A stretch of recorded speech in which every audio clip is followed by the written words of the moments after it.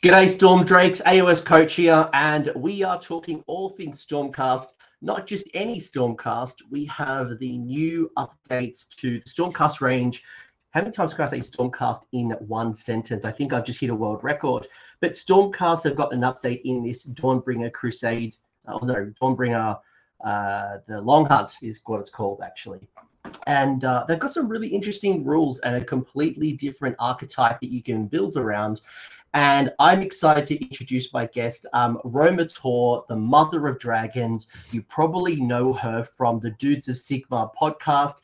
And if you don't, you're missing out. I highly recommend you go subscribe to the Dudes of Sigmar podcast. I will put the link in the episode description. Roma is here to talk Stormcast, and we will have a very dragon skew, but we will try to update and kind of revisit Stormcast in Generals Handbook 2023, but it is a massive book. So without trying to be here for 10 years, because I've got to go to work, you've got kids to look after, we're going to revisit Stormcast as well.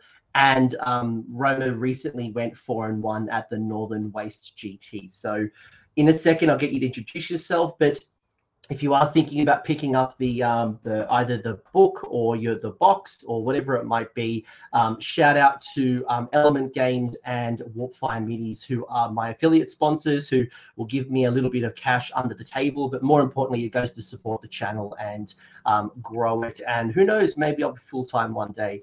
You never know. But Games Workshop also did send me the book in advance. So that's why we can bring this content to you in advance.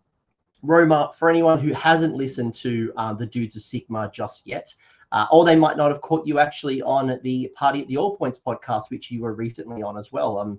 You're doing the rounds at the moment. It's like a political Sigmar kind of tour of the creators. It is. It's very exciting. So, do you want to who are you and how'd you get into Stormcast? So, as you know, my name is Roma Toor, and I'm so honored to be on this your recording channel. So thank you so much, AOS Coach. So I've been playing for just under a year, and I started last year when I saw Andrasta. Like, I just fell in love with the model and thought, oh wow, I'd love to have this model. And my husband Damon's been playing for 20 years.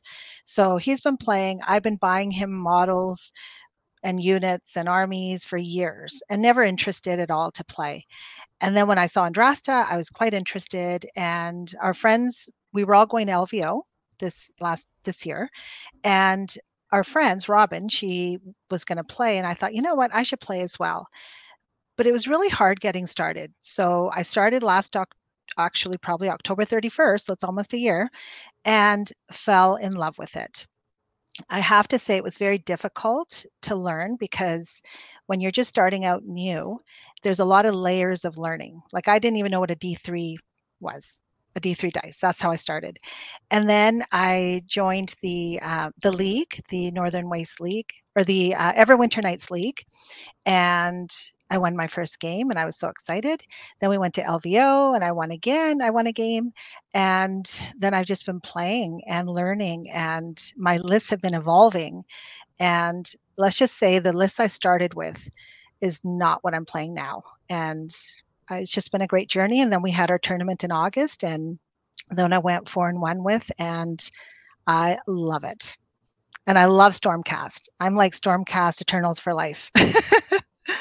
So. It's been fun, because I actually got to meet you at LVO this year. And since then, I always see you pop up on the Stormcast Facebook group, and it's always something to do with dragons. I know you're passionate about Krondus.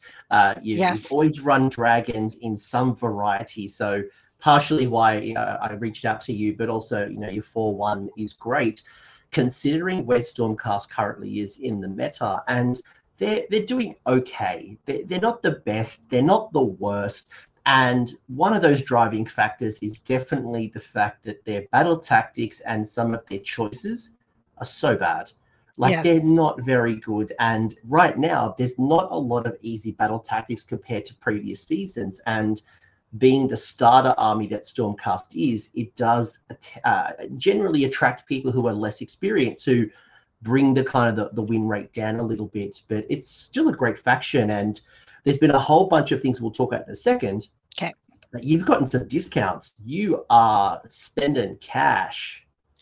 I am, and I love dragons. And you're right, I have a dragon. I've had dragons in my list ever since the beginning. So started with Storm Drake Guard, got into love Krondus, love Karazai.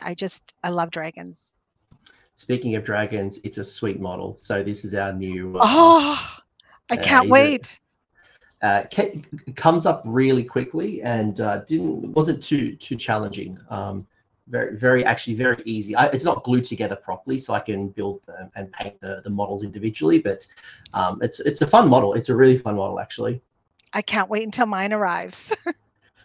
So, talk to me about Stormcast in this season. So, how are you feeling now? We're month 4, month 5 into the Generals Handbook. How are you feeling at the moment as Stormcast can compete? Do they have the tools and the resources? Are they competing well with this Andtorian Locust meta and Primal Dice and Corn and all of these things happen? How do you feel about them right now? I think that the battle tactics have gotten a lot easier to get, and they're more achievable. And that's what I've experienced with the new Generals Handbook. And I don't really have problems achieving my battle tactics. And the Grand Strat with the Spellcasting Savant is amazing, especially when you have characters that can ride the winds etheric and you can bop around on the board. And yes, it's just been amazing. I haven't had to use a book battle tactic in quite a while. Thank you for clarifying that, because like 2 minutes ago, I said battle tactics were hard. You've just said it was easy. What I was referring to was the Stormcast battle tactic. That's what I was referring to. Okay. And when they're not easy. Because like when you're at a tournament and you're in a really good matchup and you're in the arm wrestle, sometimes some factions have a really easy battle tactic, like Daughters of Cain. I literally just record as like charge 3 units. You're like, I can do that. But if you don't have a set of really good battle tactics from your book, you've really got to play the Generals Handbook really well. And there are some good battle tactics in the GHB. But one of the things that Stormcast definitely struggle with is quality battle tactics within the book. And I can't wait for it to be updated. I agree with you. The book battle tactics are probably the least achievable. There's only one that I can usually get in there, and that's when Dracon units can kill 10 models, which I forget what that one's called, but that's the only one I can usually get. And I am always jealous when I'm playing against an army and they can do all these battle tactics from their book. And I'm thinking, well, we don't have very good battle tactics in Stormcast. We need those updated. Which kind of leads to the fact that when you're thinking about Stormcast this year, you've really got to be thinking about, probably every year actually, how do you make the most of the Generals Handbook battle tactics, and how does your list kind of have to change? And it's interesting because there's some really good units that probably haven't seen play for a while. I know it's in 1 or 2 of your lists. The Lord Arcanum on Griffcharger, great choice for this season. Hasn't been that popular in the past, but it's good again. Yes, and I take 2 of them now. So it just they help me achieve my battle tactics from the General's Handbook. And I also like that secure the battlefield, the new battle tactic. But you're going to get to that, I think. We will get to that. Yeah, we'll get to that. Yeah. Do you have any other favorite units for the current season that's helped you either score your grand strategy, your battle tactics, given the battle plans right now and how they're probably a little bit more spread out than the little cluster fights and scrums in the middle of the past? I love my evocators on Celestial Dracolines. They are my hard-hitting unit, and they're reinforced, so I have 6 of them, and I absolutely love them. Well, and I keep them in the Celestial Realm and bring them down turn 2 or 3, and it's great. Speaking of other things that have happened to us, and after this we will get into the new units. I swear, folks, there's a structure here. But Stormcast have had a couple of updates, and probably the one that was most attractive to me was the points discount. Look at Annihilators with shields, 150 points. Your Annihilators with Grand Hammers, 200 points. Your Liberators are down to 100. Your Lord Relictors down to 130. Sequitors, 110.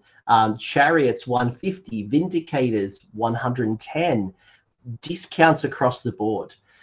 Has these points changes made these more attractive? Have they given you more points to play with? Or are they like, they're good, but they're not hitting me where I really need those points discounts? These points did actually really help my list because I run 2 units of Sequitors as my battle line, and dropping 10 points each allowed me to bring in a second Griff Charger with the points. And the Chariot, I take the Chariot as well, and dropping 10 points allowed me to do that. Otherwise, I would have had to take Vindicators, Liberators, the 100-point unit. But yes, that did help me, and I'm always looking for the points drops. I always run Vindicators, and I know this is a discussion, Liberators versus Vindicators, and I just like the safe stacking potential with the Vindicators, especially if you drop them on a piece of cover. 110 points, great value in my opinion. Yes. The Lord Imperator going down, I think because the Arcane Tome tax that it kind of used to be really powerful, and they kind of changed the Arcane Tome a little bit, has brought the Lord Imperator down. Yes. And the Annihilators. The Annihilators are like, would I take Annihilators at 150? I mean, they're good now. They're good. And if you want to do like the banner, the Lord Vexilla bomb with the Annihilators, it's just giving you even more gas. Yep. But I'd consider using the Annihilators again. I did start with them in my first original list, but they were very expensive, and if they didn't get the charge, they just didn't do as much as I wanted them to do. So now I would consider them with the point drop. Yeah, even like if you drop it down, do the mortal wounds when it drops down, hit the charge mortal wounds. Could be a great way to start kind of getting out some of those wizards that are hiding because of Lookout Sir as well. Yes. Any other changes that have kind of impacted you at all this particular season? The what's it called? Coherency changes as well have made reinforcing Annihilators a little bit easier, because if you know, like I always run those 3s, but I know some people like to run the Annihilators with 6 Grand Hammers, but coherency always made it hard to kind of get the most value out of 6. The coherency helped me with my Dracolines because there's 6 of them, and now I can get them all coherent and get most of the time I can get them all fighting. So that's been great. It's a good call, actually, because you're right. Your kitty cats are in units of 3, so they'll benefit as well. Yes. I do like that I do like that Chariot at 150 points. I just wish it had the elite keyword. That's all I want. Let it issue its own commands. That's all I need to do. Yes, that would make it even more perfect. I love the Chariot. It's big, or it takes up enough space to block objectives, and the mortal wounds and -1 to hit when it charges, and it's got 12 wounds, so it can usually survive. Chuck a Mystic Shield on it, issue all that defense. If you play Hammers of Sigmar, 6-up ward on an objective, like you can tie up a lot of the board with a Chariot. It's good value. It's good value. Yeah, I found it was good value. Yep. Not auto include, but definitely good value. So in the book, in the Long Hunt, there are 2 new units for us in Stormcast, one being Neave's Blacktalons. Now, I will call out here that there's essentially 2 versions of this. One version is the Regiment of Renown, so you cannot get the Regiment of Renown, so ignore the top left rules. So it doesn't come natively with a 6-up ward, so ignore that. It's for everyone else everyone else who's not Stormcast. But what you are going to be able to do is you are able to be able to take the Neave Blacktalon and friends, the talons, and you get three units. So you've got the Neave Blacktalon, you've got Neave's companions, and you've got Laurie. Mm-hmm. Did you have any thoughts, or did you check out this war scroll, and what are you thinking? Like, I know when I've been talking to people, I think my best description is this is the baby of Alariel and the Celestant Prime. People seem to be really excited about Neave's and what it can possibly bring to the table for 300 points. Neave is amazing. I love Neave. I liked her even before this Regiment of Renown and this the regiment that she's in now. She can ride the winds of Theric, run and shoot, and now with her new war scroll, oh my goodness, I would be putting her in to go and kill the low wound wizards and heroes. And yeah, I'm so excited to use her. That Justice of Azir, I'm looking at that rule. So add 1 to damage characteristic of units whirlwind attacks for attacks that target an enemy hero. So she has 7 attacks, hits on 2s, wounds on 3s, ren 2 for 2 damage. That's bonkers. You do a finest hour and get that to 2s and 2s, and that's just a murder blender. Yep, exactly. I was just looking at that and I thought, oh my gosh, she's amazing. Like, that is bonkers. And even if you're hitting with her, when she's her shooting weapon, that if you're hitting a hero, like, that's amazing. Is there any other particular part in this war scroll that you really like? I mean, there's the crossbow shot that has a ren -3 for 3 damage. You've got the warhammer, which is a ren -2 for 2 damage. The wizard Laurie has a ward of 5 up, an interesting spell, so it's casting value of 6. Until at the start of your next hero phase, shooting attacks that target friendly Blacktalons units within 6 inches only score hits with an unmodified 6 to hit. There's a lot of cool rules on this. There's a lot of cool rules, and I really love the ward save, because now with a lot of armies, they have a lot of mortal wounds, and having a ward save is such a huge deal. You've obviously got as you mentioned, the Wind Rider ability. The other one, I think you might have mentioned as well, is that Neave can run and still shoot and or charge. So she can actually do all 3. The speed that she has, and maybe you don't want to use the Wind Rider ability. Just absolutely get in, run, shoot, then charge, and with such a small base, you can probably get her. She doesn't fly, but you get her around anywhere on the board. You can. She's so amazing. I'm so excited to use her. It's the one I was talking about earlier was the Typhoon crossbow, the headshot. So she could do that when she's shooting a hero, an enemy hero. And that's huge, like -3 rend and 3 damage. Hitting on 2s, that's amazing. Yeah, the points that you're paying for this, the 300 points, very, very generous. Like, yes. Sorry, I wouldn't say generous, because that refers to, it could be auto include. It's not auto include, but you get a wizard, you get a great hero, a 3-up save, 6 wounds, speed 8.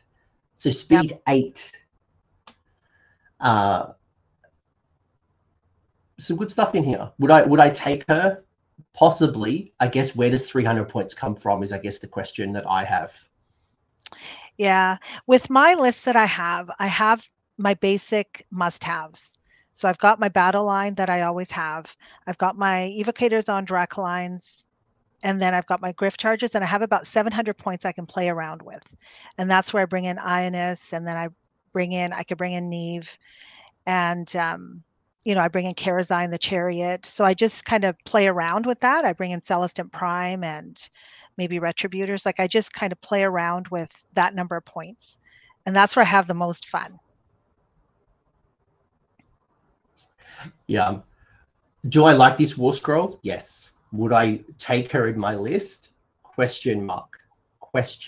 I don't know if I would, just because where does 300 points come from? Am I dropping a prime? Am I dropping dragons? Am I dropping fulminators? Like, where does 300 points come from? And Stormcast is expensive. There's a lot of unit choices, and they are very expensive. When I look at other armies and I see what they can get for their points, I always think, oh my goodness, I can't wait until we get another points drop. All right. So to summarize, interesting war scroll, got some really good damage output, interesting abilities, not an auto include. Correct. I just have a question though. Do you think that other armies would take them in, like ally them in as a regiment of renown? Like Cities of Sigmar, or? I guess it depends on what you need. Like, do you, like, because if I'm taking this unit, right, so every army has some combat-y type stuff, right? So, well, most people do. For me, where the value comes from outside of Stormcast is probably the Wind Rider ability and what Neave is doing. So, you know, having the wizard cast the spell creates a nice little bubble where they're advancing up the board, you know, really mitigating the amount of damage that's being shot at them. You've obviously got the 5-up ward on the wizard. The companions can bounce wounds off to the hero on a 2+. So Neave's getting up the board with very little damage probably hit on her, if any. Then she gets into combat. She can run, shoot, charge. Interesting shooting attack. The companions have a better shooting attack. The whirlwind axes are just like, basically you're trying to trade up and really neuter your opponent with those whirlwind axes. That's how I see this outside of Stormcast. Okay. Do you agree, or what are your thoughts? I agree. I guess I don't take allies because Stormcast has such a huge list of war scrolls, but I know that other armies, their war scrolls aren't quite as large. So it'd be interesting. It'd be interesting to see what someone needs, because you're right, Seraphon has so much magic. And there's so many other armies that don't quite need everything that this Regiment of Renown offers. So I can't wait to see what happens. Maybe Fire Slayers, maybe like who needs these rules? I guess, like, who needs speed? Yes, Fire Slayers is a slow army. Maybe IDK, given, you know, some of the rules around, you know, having to shoot the closest targets and yada yada yada. Right. Maybe there's some stuff in IDK that this could work. All right. Cool. Yeah, it seems a bit techy. It's a bit of a cruise missile. It's not an auto include, basically. All right, but what we're here to talk about is our new friend, our Dragon Priest. Yes. Boy, oh boy, is there a lot going on here. So to give you an idea, this unit is 400 points. It is going to take up a leader and a behemoth slot, 16 wounds, 3-up save, starts at a movement of 14. It's a double priest, which is really great. It can be obviously included in the new Army of Renown that we'll talk about in a minute, or in any Stormcast army. Also, at 400 points, it also means that it can be an ally in anyone who can ally into Stormcast. The one that I'm probably thinking about first and foremost is Cities of Sigmar and the Lethus city, who gets a special prayer for priests. And there are no very good priests that you can bring into cities. Now we have one. So, Roma, I'm going to let you talk about some of the things on this war scroll that really stand out to you as valuable, or, you know, what are your thoughts? Well, what I really like about Ionus is, well, I love that he has 16 wounds, he's 400 points, 3-up save, all those points that you mentioned. But I really do like how he can soulborn units, so that when they're healing, they would just not be burned. They would, so that kind of gives you an extra turn for when your heroes or your monsters can heal. So I love that. I love that you can have an auto prayer. Like, sometimes I'll take a Knight Relictor, for example, and if I don't roll a 3, I don't get to translocate. But with this, there's a guarantee that at least one of your prayers, if you choose one, it's an auto cast. I love that. And I love that, enemy units can't receive the rallying and inspiring presence commands while they're 12 inches of this unit. That's And a big bubble. That's a really big bubble. And it's interesting because I know that one of our friends plays Fire Slayers and he's always trying to keep Holy within 12. And it's always tricky because you need to make sure that you need to stay in. So I thought, I need to try this with Andrasta, Soulsworn, and Retributors. And it's actually a big bubble. Like I thought it was going to be difficult to keep them within 12 inches, but it's a big bubble. So I love that. And I just love everything about the model. I think it's a beautiful model.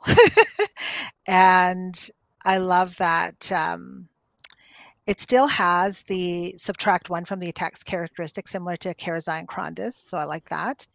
And one of the things I really love about the Skywing is that you can make Krondys and Karazai battle line. Like that's very exciting. All right, pause there because that's armies of renown. Okay. That's not this. So in the armies of renown, you can unlock Krondys and Karazai as battle lines. So spoiler alert. No, just in case someone takes that and goes, oh, if I take this in my Hammers of Sigmar traditional army, I now get Karazai. No, that doesn't work. No, that's in that. Yeah. So with my list, I would take Ionus as, I'd replace him with Karazai because I have a certain number of units that I keep in my list, but I would swap out Karazai and the Chariot to bring in Ionus and maybe the Soulsworn. What you're getting here is you're getting a priest. Yes. You're getting something that has a good shooting attack. 9 attacks, 3/3s, Ren 2 for 1 damage.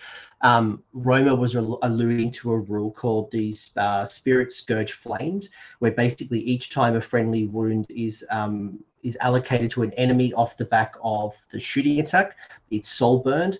And basically there's some little rules similar to like how Nurgle disease points work, where basically at the end you take some damage. So roll a dice. If it's equal or less than the number of current battle rounds, that unit suffers D3 mortal wounds. And if they want to use a heal, they could choose to be soul burned instead. So you'll be able to like do some mortal wounds along the way if people aren't healing. So that's kind of nice. Mm-hmm. Yes, that's very nice. I like that. As you mentioned, the double prayer, which is fantastic. Being unique as well. So Ionus is unique. He will be able to unlock your traditional Stormcast prayers. So Divine Light, Translocate, and Blessed Weapons, which is fantastic. Yes. And his own War Scroll prayer, the Lightning Tempest, is solid as well. So what you're getting is an ultimate utility piece here. Good shooting, good combat, good movement, good, like it's good in almost everything. It is, absolutely. And even the ability to banish and incarnate and invocation is amazing. Those, invocations can be very annoying. As you mentioned, the stopping rally, stopping inspiring presence within 12 is fantastic. Yes. What else? There's Ren -3 Fang attacks. You've got 5 attacks from the claws that are 3/3s. The profile is very consistent. 3/3s, mostly Ren 2 or Ren 3 in some cases. And you can do a lot of damage. And even with I love the Spirit Scouring Flame, because when you have Krondys and Karazai and you on a 1, you get 1 mortal wound, 2, 3, 4, 5, and you can do D3 or D6. But with this, you have 9 attacks, and there's a high probability that you're going to do some damage with the -2 rend. That's pretty good. So thinking about Ionus in a traditional Stormcast, so not Armies of Renown, just normally, do you think there are particular list builds or archetypes or units that would synergize quite nicely with Ionus? Like, how do you envision this actually being added into an army list? I would envision Ionus with Stormdrake, because Stormdrake can take the wounds for Ionus. But I would just that's is that just in the renown? That's just armies of renown. That's in armies of renown. Okay. So with my synergies, I actually honestly, Coach, think he can work with a lot of units. I would put him in any of my lists and he would work. Like, I would put him, if I put him in with another dragon, that would be great. If he was my dragon and priest, I would use just him on his own. But I think he'd work well with the Griff Chargers. I think he's got his own synergy. He's got all his own. His War Scroll is amazing. He can be on his own. I don't think you necessarily need him, especially when I play Hammers of Sigmar, that I need to have other units. But when I start playing with him, I'll have to figure that out as well, because I find that when I read a War Scroll, it looks amazing, and when I start playing, it's going to be a little bit different, and then you figure out what works well together. But for now, I think he would work very well with my current list. When I look at Ionus, I think about he's good, but he's not great. When he goes one-on-one into a big combat, like let's say it's a Maw Crusher, right? Let's say it's a Maw Crusher or a Terrorgeist or some really big combat threat, I think he loses. He doesn't have a ward. Yeah. His damage is good, but it's not incredible. There's no mortal wounds coming out of this model. So if I'm taking Ionus, it either needs to be supported by dragons or fulminators or something else. Oh, sorry, I misunderstood what you said. No, that's what I'm trying to think of, like, how do I build around this? And yes, maybe if I don't have fulminators, or if I don't have dragons to complement Ionus, maybe I've got long strikes or judicators who are chipping away, reducing the monster threat or the critical unit threat. And then Ionus goes in and finishes the kill, because I don't think he trades up and kills that big, bad, buffed threat that his profile is just not there. Right. I actually don't even send my, I wouldn't put Karazai in a battle against some big monsters. I usually will have my fulminators with Karazai and the chariot. Those are the three I use as a combination. And oh my gosh, it's amazing, because the chariot goes in, does immortal wounds on impact, and then I have my fulminators charging in, and then Karazai, and the three of them can really finish off a high wound hero or monster. But with Ionus, I didn't have that in. That yes, I wouldn't be putting him in alone on his own. I would be sending, in combination. I'd have fulminators and even a couple of units of sequitors or my Soulsworn. Yes, I would. Or buddy up with Karazai. Yeah. I mean, like, there's obviously a lot of builds, right? You could have the Vexillor Bomb who drop a couple of little nukes before Ionus moves up the table. Or you drop down some Judicators or Vigilers or Long Strikes and you chip away at things as it advances up the board. Yeah. I guess what I'm calling out here is that Ionus is not a Terrorgeist. It's not a Vampire Lord on Zombie Dragon. It's not. It's good. It's good, but he's more of a utility piece. Yes. Strong utility. Yes. But it's a good profile. Yep. Really good profile. Is it auto include? Is it something that you would include in every single list? I think for his point value, and I compare him to Krondys and Karazai, there's a higher probability that I can take him and put in something else as well. So I would have a list with Ionus in it. Would I have him in every single list? I don't know, but I'd like him in at least one of my lists to try out. Yeah, I don't think it's auto include. I think people will play with the new toy.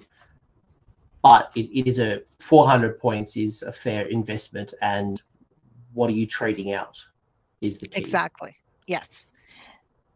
And he's still less costly for the points than Krondys and Karazai, although they have higher wounds and they have the calamitous tail. But the 400 points to me, yes, you really do have to think if that's the model that you want or the unit that you want. But he's still cheaper than the other two. Sure. Yeah, absolutely. Absolutely there. And, obviously, Karazai is much more of a killy thing. Krondys has some really good magical dominance. So they all bring a different thing to the party. Do you think there is any particular Storm host where Ionus could work really well? Like, would you, if you wanted to build around Ionus, what Storm host would you use? Since he doesn't have a ward save, I would do Hammers of Sigmar. Because then at least he would have a 6-up ward save. And that's especially with how many mortals you can take. Because I know that whenever I play and I don't have my dragons or my units not wholly within 12 inches of an objective, with the mortals that get handed out now with Merciless Blizzard and everything that you have out there right now, you can take out a dragon. Yeah, I would tend to agree, actually, because at first glance, I'm like, ooh, Astral Templars would work really well. But if I think about how I would use Ionus, I really want to make the most of shutting down Inspiring Presence and Rally. So I want to get into where I can cause maximum attrition when it comes to like hordes or low bravery type units. And Astral Templars doesn't complement me there. But then if I find myself into combat, I can't be roared. I can't be. So it means I guess I can save stack to 2-ups. But I probably tend to agree with you. I probably prefer the 6-up ward from Hammers personally. Yeah, that's what I would use. Yeah, I mean, there's some other interesting rules, but I think to me for 400 points, I want to keep this on the table as long as possible. Yep, exactly. Anything else about our friend Ionus? No, I just can't wait till he arrives and Damon puts them together for me, and I love it. All right. Well, you've already tried to ruin Christmas a few times by referring to some of the rules. So we're gonna cut there. If you want to play Ionus can be in any army. This is a new set of rules called the Draconith Skywing. Now, this is an army of renown. An army of renown is a different type of build in Stormcast. So you'll notice that there is some restrictions here. So you'll see at the top here that if you take this particular army of renown, every unit has to be a Stormcast Eternal unit, so no allies.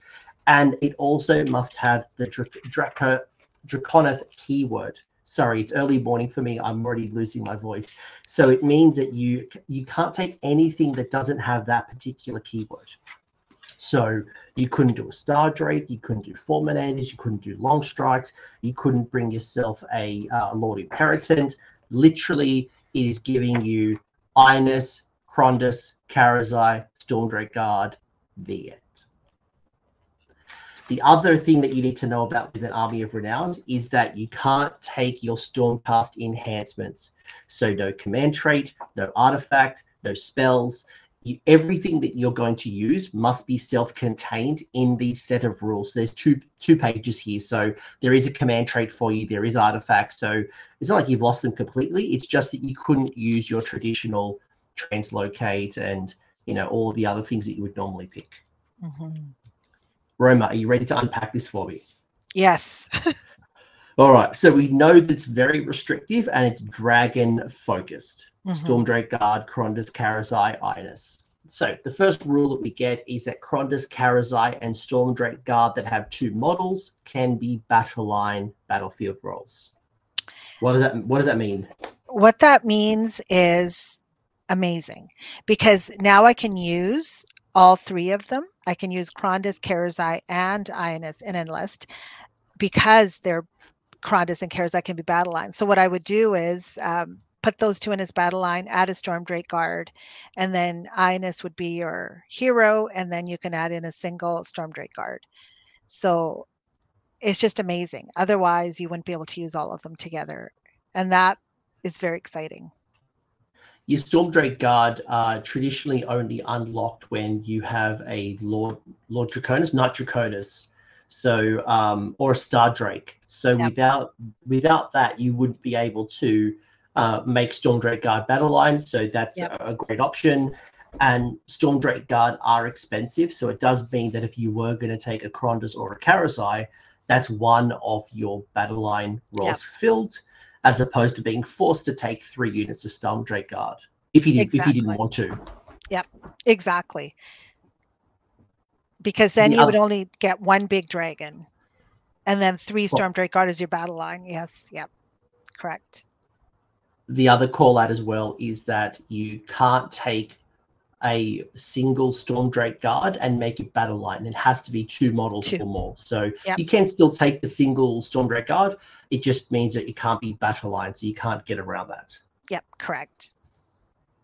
Cool. So one of the rules that Roma was alluding to, we can finally talk about it, is the Draconith.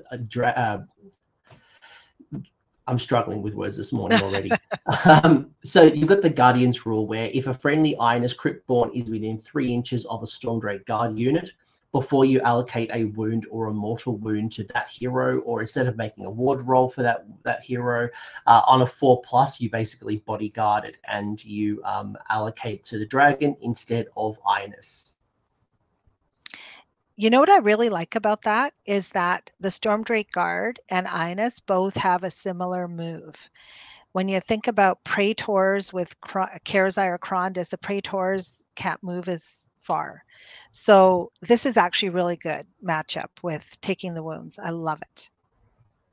You're right, actually, because when I was running around with Karazai, no, Krondus, Wizard Dragon, I was playing around with Krondus a lot. And the problem I found was, how do I keep the ward up?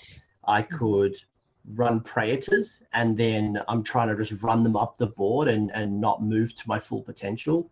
Yeah. I could swap to bring down Gardas in a different sub-faction, and then I'm translocating Gardas all around the board trying to keep him bubbled. Right. Or I just accept there's no ward. This is good. Yes, this is really good. I'm happy about that. I was even thinking, like, you could just take a single Stormdrake Guard and act as the bodyguard to Ionus. So not use a unit of 2, just have 1. Yep. I think 1 would be great. And 9 wounds. That's pretty good. 9 wounds, bodyguarding. Yeah, I like it. Yep. You've got, go on.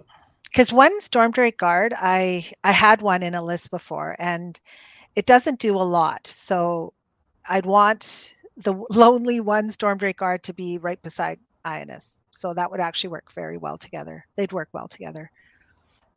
Plus the single Stormdrake Guard, if you put a lance on it, for example, could be the difference between, if Ionus did get into a fight with that Maw-Crusher, Terrorgeist, really, it could be the difference between the Mortal Wound, Dragon Breath, and all of the attacks. Those 2 combined probably are enough to take down that big bad threat. Yep, exactly. Exemplars of Fury at the start of the combat phase. If there are 2 or more friendly Draconith Skywing units within 6 inches of a friendly hero, add 1 to the attack characteristics of melee weapons used by that hero's mount until the end of the phase. That is excellent. Why? Because you get an extra attack. And if you have Krondus, if you have Ionus and your Stormdrake Guard together, it's, that's going to be very helpful, that extra attack. And when you look at their melee weapons, everyone knows that the Draconic Fangs and Talons is where the damage comes from. 4 attacks, 3s, ring 2 for 2 damage. Make that 5 attacks each. Yes. Whoa. Yep.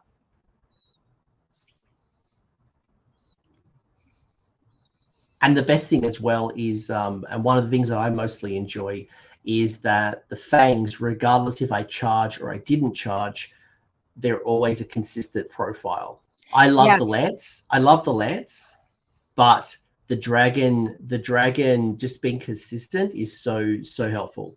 It is so helpful. Yeah. I've been in situations where, like with the fulminators, when they charge and there's a 3 damage, but then you end up in combat and then you don't have that. And you're not going to always be able to pull away, retreat, and then charge again. So I like that it's consistent. Cool. So +1 attack if there are 2 or more friendly Draconith Skywing units within 6s of a friendly hero. So hero being Krondys, Karazai, and or the Ionus. So that's neat. We can also take the Lord Draconus. We can take him as well, right? But we don't really want him. He's not very useful. No. This is more exciting. The Knight Draconus, sorry. Like Knight Draconus, Yeah, he's not very good. Oh, he's all right, I guess. Yeah, he's okay. I would just take him because of the points if you're trying to make an all dragons list. But if you have the option to take Krondys, Karazai, and Ionus, then that's definitely what I would take. He's cheaper and it's a single threat, and it does bring some value. I just found that actually, I was going to say something. I was going to say the Stormcast artifacts kind of nerfed him a little bit with the mount traits, but in this particular army of renown, you can't access that anyway, so it doesn't matter. So I'll just shut up. Doesn't matter because I can't use it in this build. I can't use it. Yeah. The Storm Drake champions for each Draconith Skywing hero, you can include in your army. You can include 1 Storm Drake Guard unit that has 1 model. That Storm Drake Guard unit cannot have battle lines. We already referred to that. Yes. Basically, for every hero, we can get a singular dragon. Perfect. Would you include more than 1? I would only include 1 because then, so if you make Krondys and Karazai your battle line, then you're only going to have 1 hero, and that's going to be Ionus. So you'd only be able to include 1.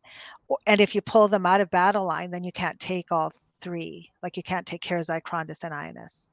So I would just take the 1 and put that 1 as Ionus's bodyguard, and then keep Krondys, Karazai, and 1 more unit of Stormdrake guard.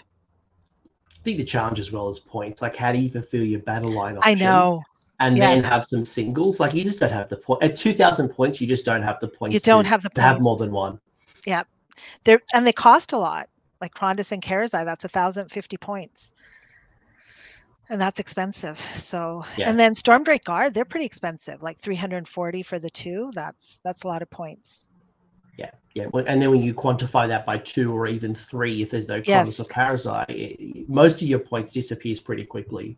Yeah, they do. 2 other rules, and then we've got some artifacts, command traits, grand strategies, yada yada yada. You have 2 monstrous rampages as well as a heroic action. So the heroic action at the start of your hero phase, you know the rule, has to be issued by a Draconith Skywing hero instead of the regulars, like, heroic willpower, heroic blah, blah, blah. Pick 1 friendly Draconith Skywing hero and roll a dice on a 2+. Until the end of that turn, enemy units within 3 inches of that hero cannot receive the Inspiring Presence command. Thoughts?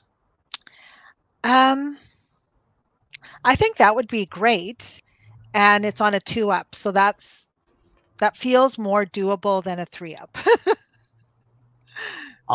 Do you need it though? Because Ionus already shuts off Inspiring Presence.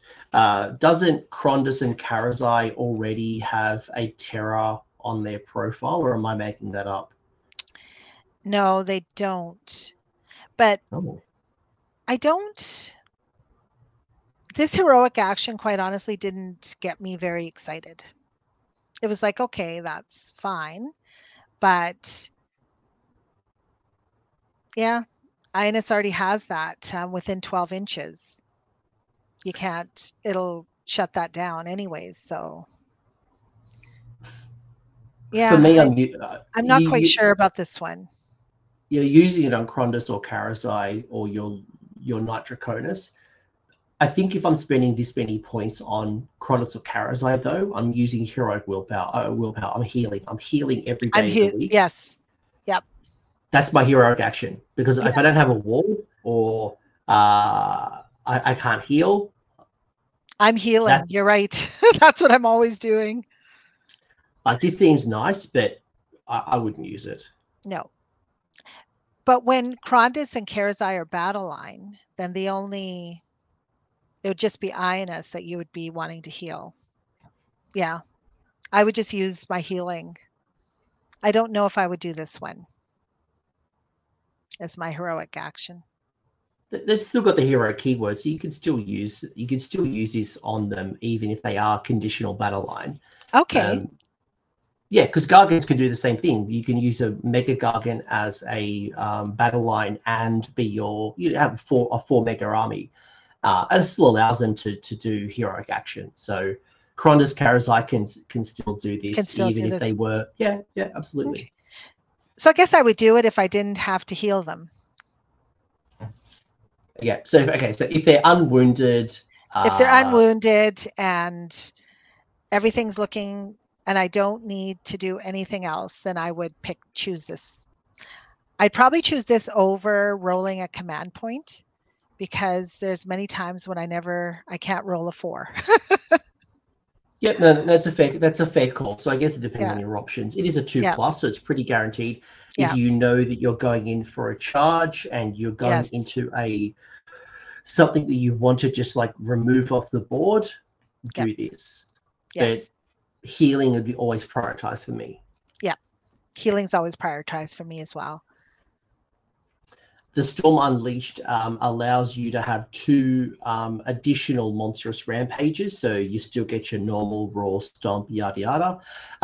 First one being stun, so pick one enemy unit within 3 inches of this unit and roll a dice. On a 3+, subtract 1 from wound rolls for attacks made by that unit in the following combat phase.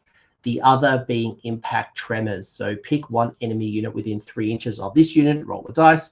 On a 3+, in the following combat phase, models in that unit can only move up to 1 inches when they pile in instead of 3. So 2 new ones plus Titanic Jewel, Raw Stomp, Smash to Rubble.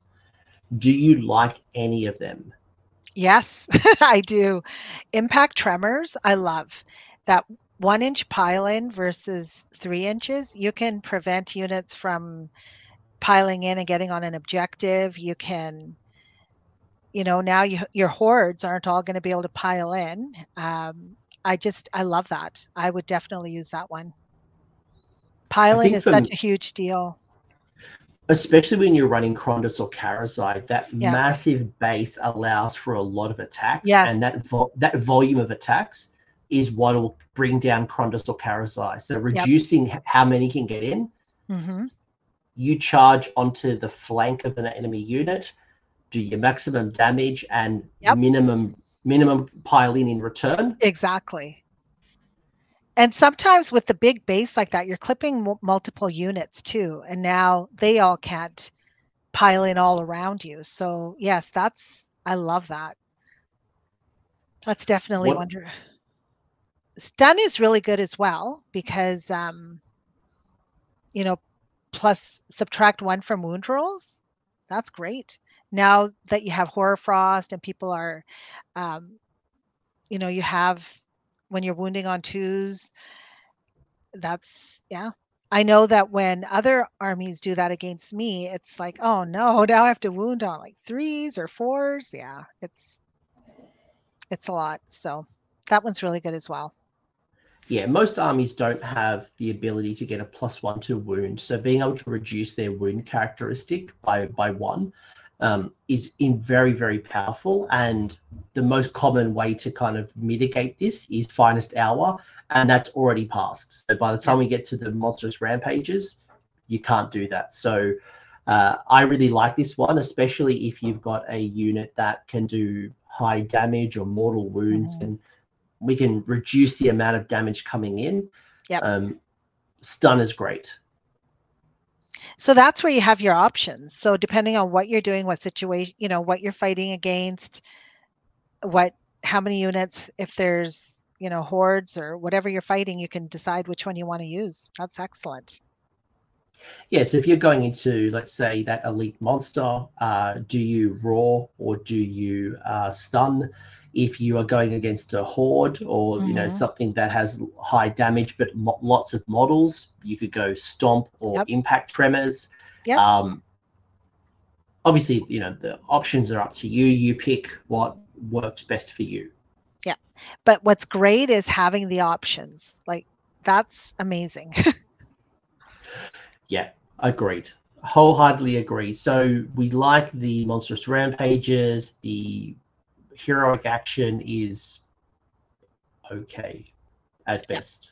Yes, that one's okay. It's situational. I'm sure it'll help at is. some stage, but like it's not the one that like my lead is either going to go for the extra CP, go for the heal. Finest hour will always take precedence over thunderous roars. Yep, agreed. The other ones is there is a command traits, artifacts, grand strategy, battle tactics. Now there's something I'm just going to call this out now because I think it's an error that they will errata. So, do you know where I'm going with this? No. So the interesting thing here with the spell law and the prayer law is that it doesn't allow unique wizards or unique priests to access it. So as reading by the book, Krondus can't use the spell law, Ionus can't use the prayer law. I don't think that's intentional, and I wouldn't be surprised to see this errated. But right now, as it stands, uniques can't use it. Wow. Because normally it would say in brackets, including unique units. Yes, exactly. But it doesn't. It doesn't. So I'm going to assume that will be errated. So, because otherwise this is just dead weight. Like there's literally no reason to print this because you can't use it. Exactly. All right. So let's pretend in a world this is errated. So everyone listening to this, if it doesn't get errated, just ignore what I say. But assume it's going to be errated because it doesn't make sense otherwise. Let's go command trait first. So favor the bold after this general has fought for the first time in the combat phase. If there are no enemy units within 3 inches of the general, roll a dice. On a 2+, this general can immediately make a d6 move and finish a move within 3 inches of enemy units. That is exciting. It just feels that we can, like, with this Draconith Skywing, that you can just do a lot more. And, like, wow, you can go and fight again. You can just move around and you can get that, you know, sometimes you can get that little enemy wizard or that little hero that 6 wounds or less that is just hiding out in the back that you just can't reach. It's not going to be able to fight again, but it will allow you to finish the combat, then move into and tie up an enemy at the another enemy unit. Yeah. Yep. So it's not going to allow you to fight, but it's definitely going to allow you to tie up an enemy from moving or from potentially rallying, or there's obviously a lot of movement shenanigans you can do, but it's not a double fight. This is interesting because there's a sub faction that you can use where you can choose to fight first in the next combat phase. I have to find that one. Which one is that? But that's not going to be Army of Renown. Right. That's right. That's right.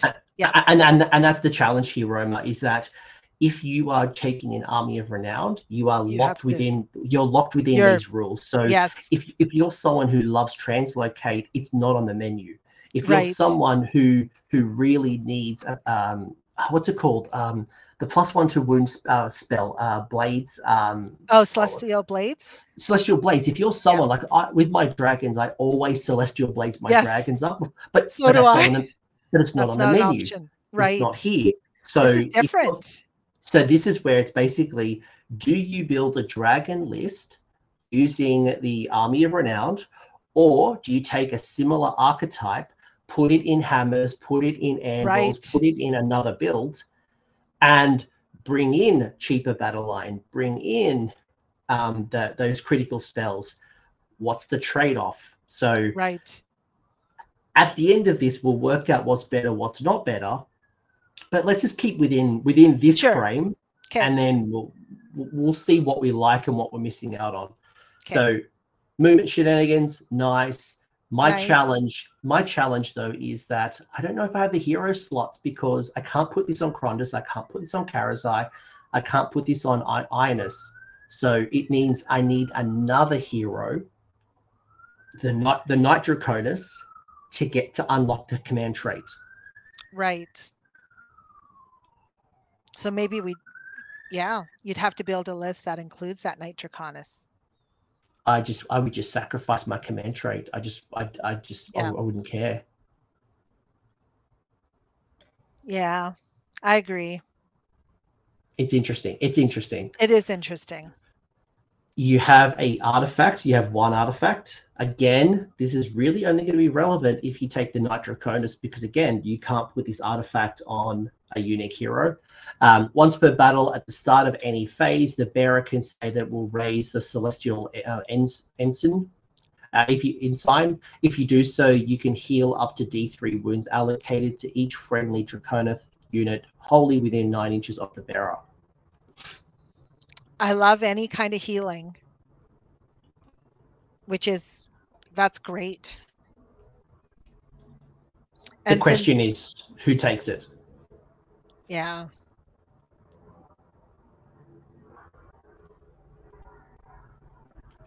Basically, each friendly Draconith. So each friendly Draconith, though. Mm-hmm. Yep. So, yeah. Oh, I see what you're saying. Who would take this? Correct. Because who would take this artifact? Right. Correct. Yes. Because the artifact can't go on Ionus, the artifact can't go on Krondus or Karazai. Then who? Yes, exactly. The ability is fantastic. Yep. The ability is fantastic, but then who would take that artifact? And then what by adding a Knight Draconith probably means you can't take Ionus or Krondus or Karazai, or you're just limiting your builds because you won't have many bodies. Yeah, because then you'd lose one of those in order to balance out the points, because Knight Draconith is 300. So that's yep. So you'd still need 3 units of Stormdrake Guard. So that's 3, 6, 9. Let's say 1100 for just clear numbers. Mm-hmm. Add your Knight Draconith, we're at 1400. That's either Ionus or Krondus or Karazai. You really only can afford one, or you can reinforce some units. Yep. Mm. Yeah, that's tricky. It's a good artifact. Yeah, it's a great artifact. It's just too bad that they can't take the artifact. That you'd have to. You're limited. You're very limited with who can take that. So. Yeah, I personally would probably just depends on if I was good. I could build a Knight Draconith, Stormdrake Guard, Ionus list, and this would be great. Mm-hmm. But if I want to run Krondus or Karazai, it does make it hard. Yep. The grand strategy you have to choose from is on Wings of Death. You can still choose, by the way, your Generals Handbook stuff as well, so it's not the only one, but you couldn't take a Stormcast Eternal traditional grand strat. Right. On Wings of Death, when the battle ends, you complete the grand strategy if 3 friendly Draconith units are wholly within 9 inches of each other. That's good, but it can be difficult when you don't have a lot of units. So if you went with Krondus, Karazai, Ionus, Stormdrake Guard, and a single, that's 5 units. I guess you would just have to make sure that towards the end of the battle that they're coming together. But if you're keeping Ionus and one of the Stormdrake, the single, together, and then, I mean, you could, At least you have a good option here for this, because when you look at the Generals Handbook, those grand strats are a little more difficult to get. I think if I'm running a dragon focused list, this is when I'm building around as a Storm Drake. Krondus and Karazai probably aren't being selected, or one at most. This is probably good if I'm going to run all Storm Drake. Obviously with just some, Night Draconus, Ionus, because you need more units. Correct. If you go Krondus and or Karazai, that's so many points tied up. Yes. Like Krondus is almost the same points value as a reinforced Storm Drake Guard. So that's four models at 9 wounds each, and it makes a rally easier to bring them back. Yes. Yep. Exactly. It's hard. It's hard for me. This one would be definitely good if it's Storm Drake Guard focus. If it's it has to be, or it's very difficult. If you're running Krondus and Karazai, 1,000 points into 2 models, you're not picking this one. No. All right, your battle tactics. So one is you complete this tactic if the same enemy unit that was targeted by an attack made with melee weapons by 3 or more friendly Draconith Skywing units in the. I'm not excited about that, because the chances of all 3 of them getting their attacks off without killing whatever you're fighting is going to be difficult. You have to make sure it survives to get all of your attacks. So I think that one might be a little difficult. You complete this tactic if the same enemy unit was targeted by attacks made with melee weapons by 3 or more friendly Draconith Skywing units in the combat phase of this turn. So if you charge and then you fight with your first Draconith Skywing unit and you kill whatever you're fighting, then your other 2 units wouldn't be able to, unless I'm reading that wrong. No, you're correct. They have to be targeted, right? So you've got to find that really juicy target again, that buffed up hero. Exactly. The 60 zombies, not that I want to go into 60 zombies, but like you like 60 goblins. Like you need something that's going to survive. You can survive three different combats. Yep. Situational. When you think about that grand strat and you start thinking about some of these battle tactics, it just sounds more like you need Storm Drake Guard and maybe some singles, if you're going against something that isn't that big hero monster buffed up piece. Yeah, this one, the challenge as well is it means you got to put 3 dragons into 1 unit. Yeah. I don't normally want to do that. No.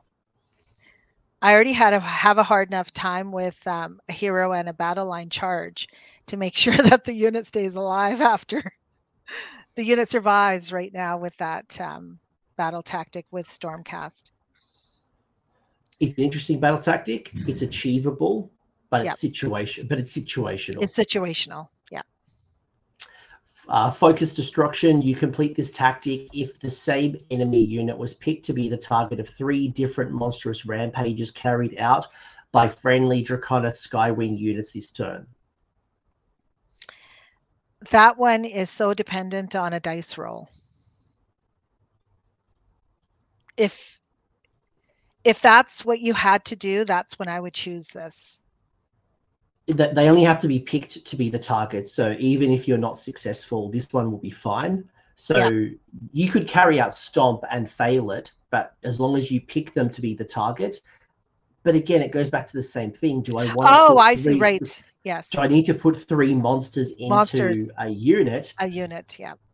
And they need to be eligible, right? So what I do Roar, I do Stomp or Titanic Jewel, depending on the unit. And then I'm going to have to use Impact Tremors or Stun. I'm going to have to use them to pull off the 3. But you don't have to pull them off in order to get the battle tactic, or you do? Correct. No, I don't have to, because you just have to be targeted. Targeted. So it says, okay. Yeah, but it goes back to, I've got to put 3 monsters into 1 unit. Yes, this is all about 3 monsters into 1 unit. Yeah, the first 2 battle tactics are. And that's where, do you have more single Stormdrake Guard? Like, do you have more units on the table that you can afford to do some of these battle tactics? That's probably what I'd probably choose to do, is have, but then you'd have to have 2 heroes to get 2 single Stormdrake Guard. Or you're taking just lots of unreinforced Stormdrake Guards. So Stormdrake Guard. twos everywhere. 2 everywhere, Yep. across the board. Yep. Some of this stuff is unattractive when it comes to Krondys and Karazai. Like, it makes it, hard is. to add. It makes it hard to justify Bringing them into a list. Yeah. The last battle tactic is Cleansing Strike. Pick 2 objectives that are contested by enemy units. You complete this tactic if there are no enemy units contesting either objectives at the end of this turn. That one's doable. I like that one, especially when you have a battle plan that has multiple objectives. That would be easier to do. You just need to be confident that you can delete whatever's on those objectives. Yes. And I would choose that if I was in a position on the battlefield that I could do that. But if I was playing something like Towers in the Tundra, I don't know if I would. No, good call. Good call, yeah. I think the challenge is that with dragons, their breath weapon is so swingy. And if it hits, you delete. It's amazing. Yes. If it doesn't, then you got to rely all on those melee attacks. And even the Calamitous Tail, if you're fighting just a single unit, it's not that helpful. You need to be fighting hordes or multiple models in a unit, like 10, 20, to get full advantage of that Calamitous Tail for Krondys and Karazai. And maybe that's where being able to shut off Inspiring Presence, for example, as a heroic action, might actually really work in our favor when trying to do Cleansing Strike, for example. Right. Might just be that safety net that we need.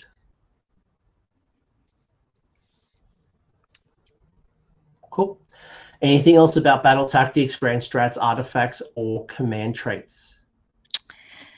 No, I think that depending on which ones you're looking at, your list is going to look different for what you're focusing on. Yeah, the more I read this, the more that I don't want to take Krondys and Karazai. Yeah, that's what I'm kind of figuring out. You know, when you start out thinking, oh, you know what, I'm going to have Ionus, Krondys, Karazai, Stormdrake Guard, and then you start looking at the command traits, artifacts, grand strat, battle tactics. Yeah, it would be difficult because it's all about points. It'll be fun, but at the end of the day, you need the points. And will you get those? Yeah. So as I've already mentioned, prayers and spells technically right now can't be chosen for Ionus and Krondys because it doesn't say unique included. But assuming we go to a world in the near future where this is errated, let's talk spell lore. So Regal Authority would go on Krondys. Krondys. Mm-hmm. It's a spell with a casting value of 7, a range of 18. If successful, pick 1 friendly Draconith unit wholly within range and visible. Until the start of your next hero phase, each time a unit receives command, roll a dice. On a 5+, the command point isn't spent. I like that.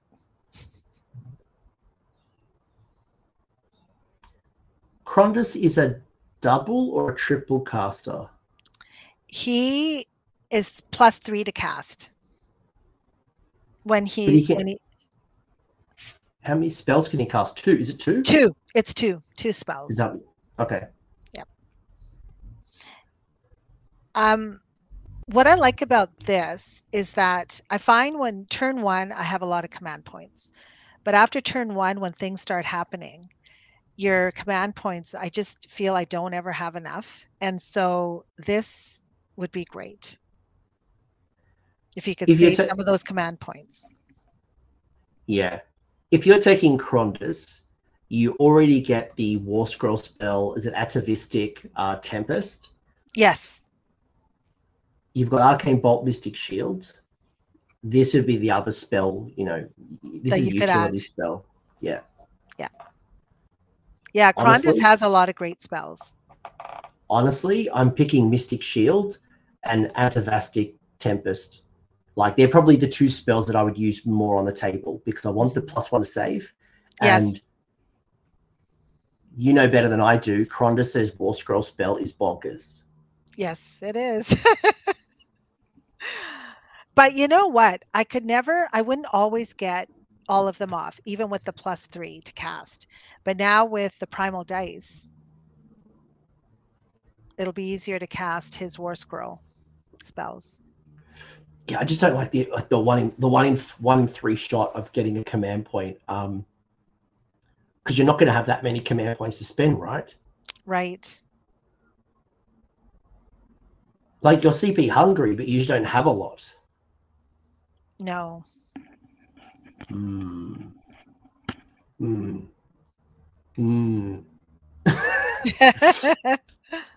I guess because it's my only spell choice, it's fine.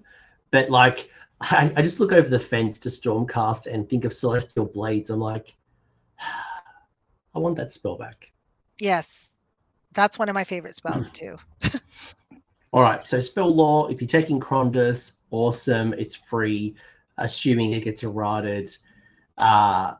It's spell not strong enough that you would automatically go grab a Krondus because like this spell is just bonkers good. No. No. All right. It's not that bonkers good.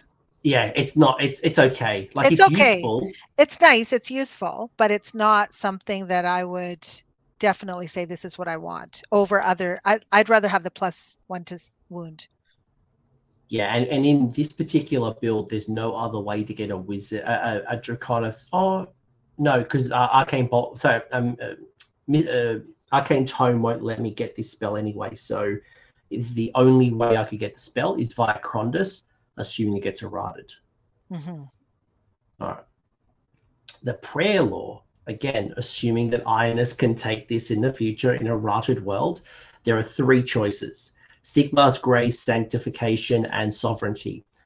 Sigmar's Grace has an answer value of 3, range 12. If answered, pick 1 friendly unit wholly within range and visible. You heal 3 wounds allocated.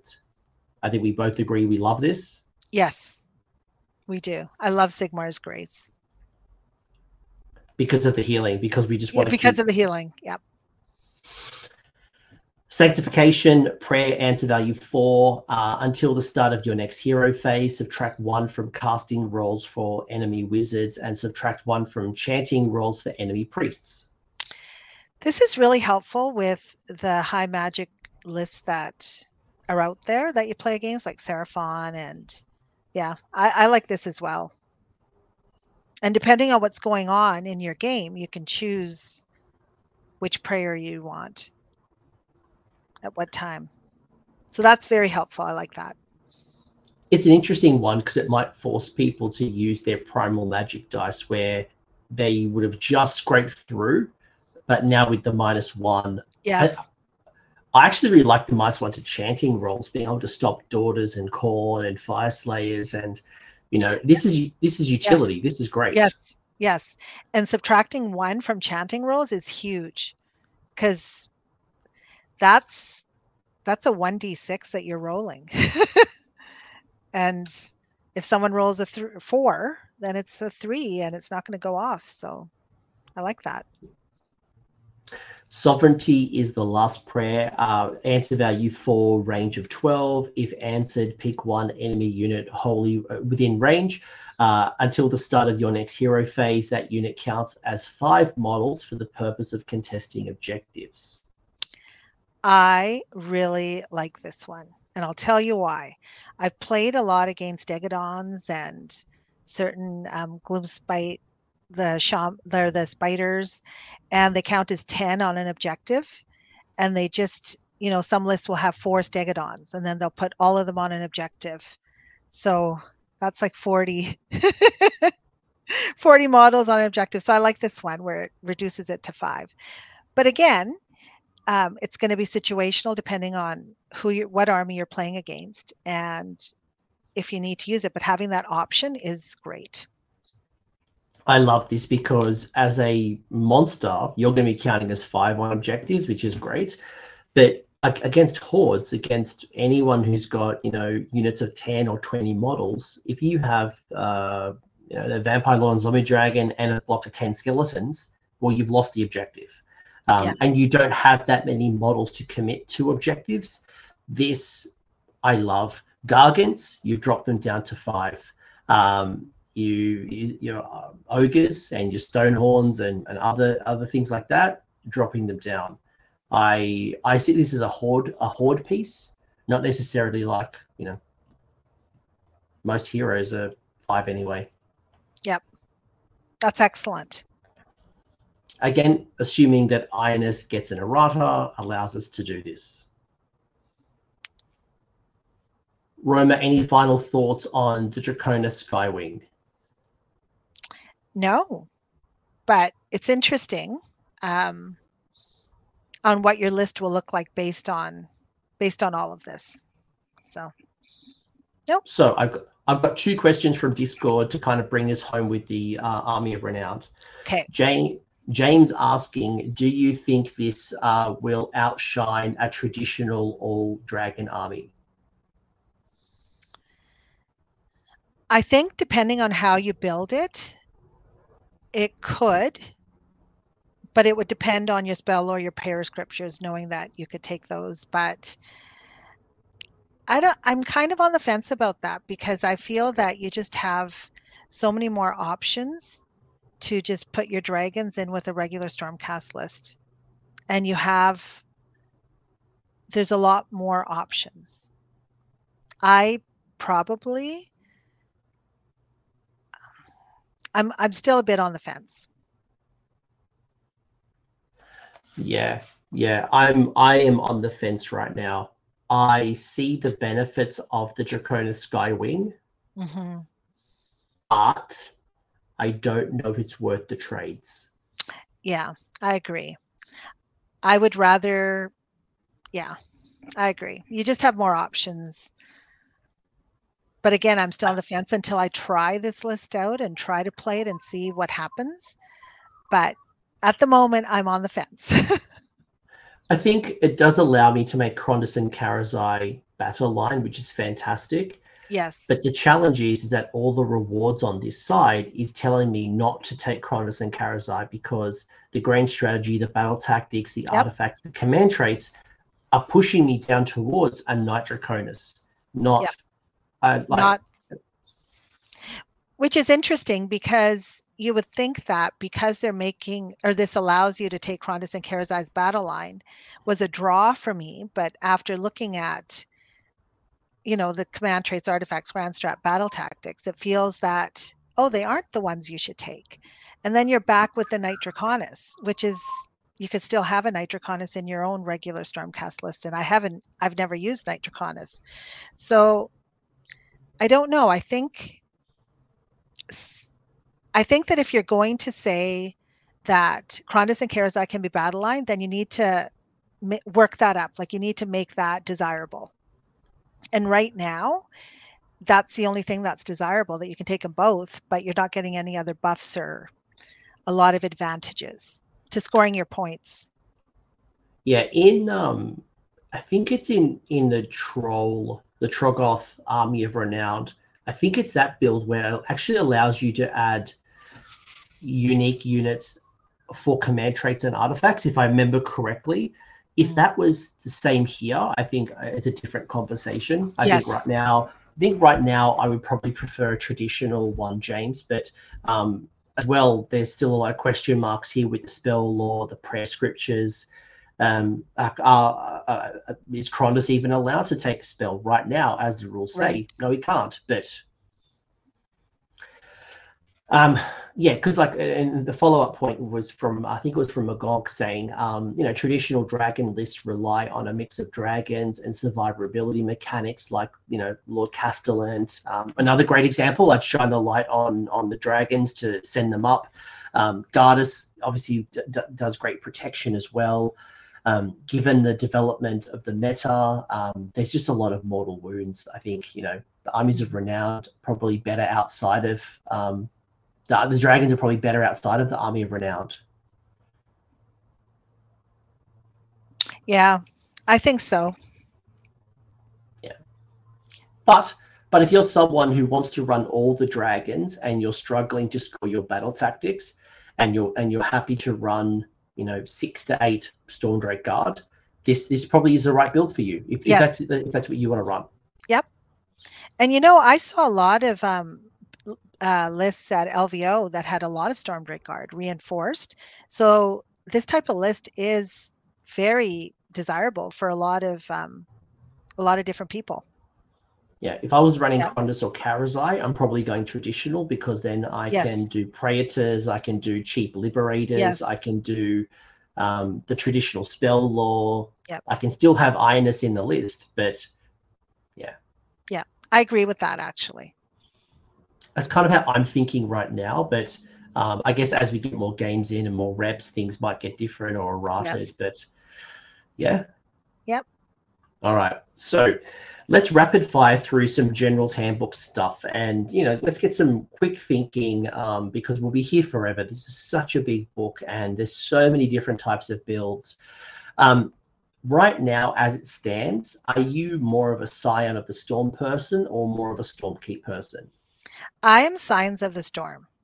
When I started playing, I was Signs of the Storm, and that's what drew me, having that, being in the Celestial Realm, and my play style is that I only, I will keep half my units in the realm, and then I only deploy a few, and then I bring them down either turn 1 if I need to, or turn 2 is more desirable, and sometimes turn 3.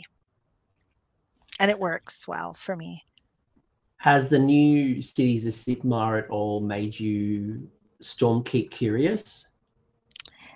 No, I think it's because this is what I have optimized and strategized with, and I haven't changed. No.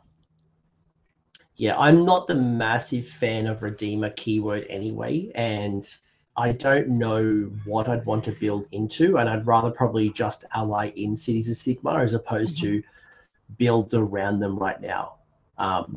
I think for me as well, Scions is probably, I just value the deep striking just too much. It's too valuable. Yes, I value it. I don't know what I would do without it. Just because Stormcast is traditionally very slow. So if I put them on the board, I'm relying on translocate, or I have to build around a certain, but like maybe with Stormkeep with dragons, maybe I've already got the speed. So yeah, it's Scions. It's Scions. Yeah. I love it. I'm not going to try to convince anyone otherwise. Like, if you've got a really good Stormkeep list, I'd love to see it. But for me, I just think you're trading off too much right now. Although, actually, if you were to build around like your, what are they called? The Griff Chargers and things like that, who are just teleporting around the board. Actually, that wouldn't work. That'd work. Yep. That's what I was just going to say, that, depending on what you have in your list, you could do Stormkeep, if just to get your battle tactics. If you have Griff Chargers, Neave, or Knight Zephyros, you could bop around on the board using the Winds of Theric. Yeah. What about your sub-factions? Do you have any favorite? Is it Hammers, Astrals, Tempest Lords? Where are you at as like right now as picks? Right now, I have one pick, and that is Hammers of Sigmar, just because of the ward save. And with all the mortals, it's, I've played doubles actually with another friend who didn't have hammers, and one of those incarnates from Fire Slayers just comes along and you know, she doesn't have a ward save, and you can just, you die. And there's your general is gone, right? It's I just love Hammers of Sigmar. I think Hallowed Knights is still a really strong one, especially if you're building around Gardas. Gardas unlocks so much for you with Hallowed Knights. I think to your point, it depends on what you want to build around. And yes, you know, I personally don't run a lot of paladins. I actually run no paladins, so you know, Excelsior for me is not valuable. But for someone who wants to run a lot of paladin units, completely different conversation. Yep. What about, where is it? Is it Celestial War? No, what am I looking for? The Celestial Warbringers? There's another one. Oh, sorry, Tempest Lords. As a dragon person, yes. Yeah, as a dragon person, do you see value in something like Tempest Lords? I do. I do. However, because my dragons don't have a ward save, I still value the Hammers of Sigmar over the Tempest Lords. But that is the other, if I had to choose another sub-faction, that's the one I would probably choose. If you weren't running many dragons, or you were running a less dragon list, is there any other of these that would stand out for you?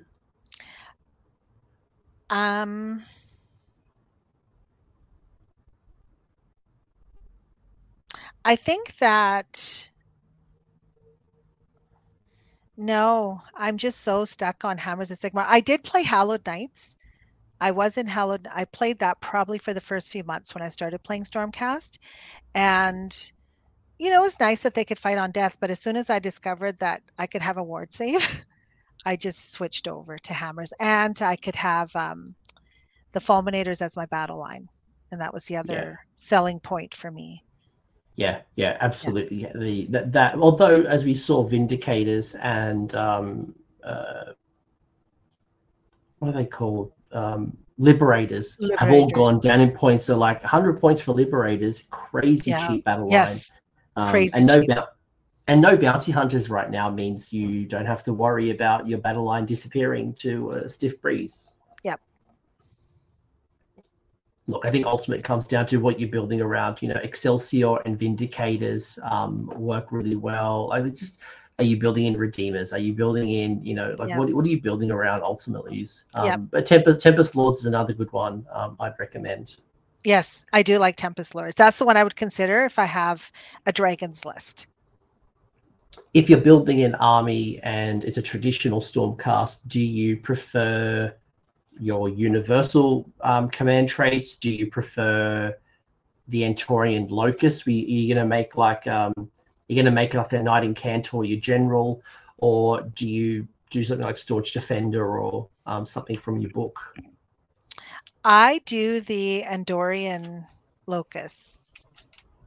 So you're going, what, Shara of the Chilled Land or something? I'm doing,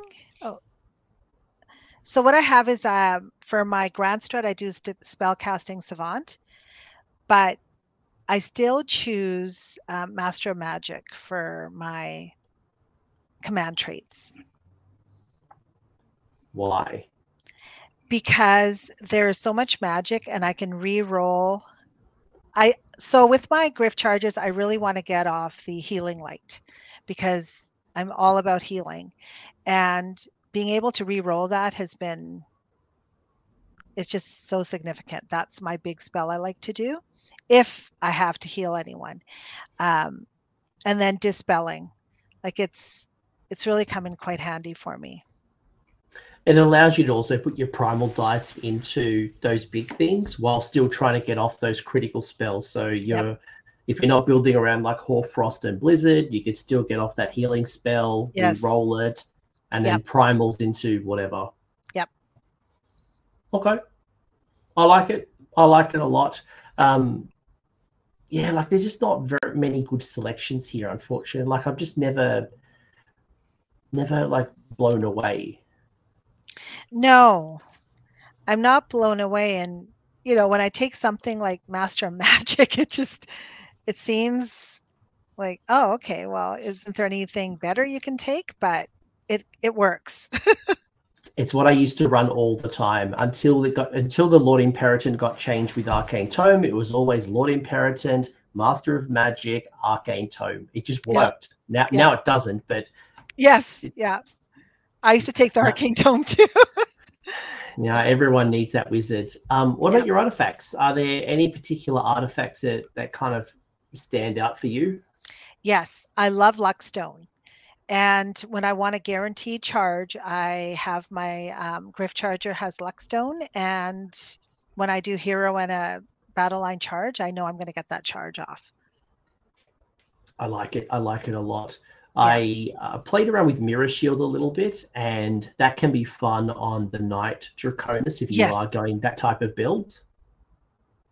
Yeah, I used to use Mirror Shield as well when I had Knight Judicator as my general when I first started playing. And yeah, that's the other one I used. Now what I've done is I'm taking my general has the Obsidian Amulet, and you ignore the effects of spells or abilities of endless spells. So if someone's trying, and I would use that in the battle if I was within 12 inches of having Merciless Blizzard or something happen. But I know that a lot of Seraphon armies I played against, they try to do that battle tactic where they're going to kill you with a spell. And at least my general would be protected. And that's my grand strat is spellcasting savant. So I protect him. I've seen Quicksilver draft being used. It's quite nice as well, being able to. I like that one. The other one obviously is just Arcane Tome, right? Just getting an extra unbind, even an extra cast and an unbind in your army is still really valuable. Yes, it is. Alrighty. Next up,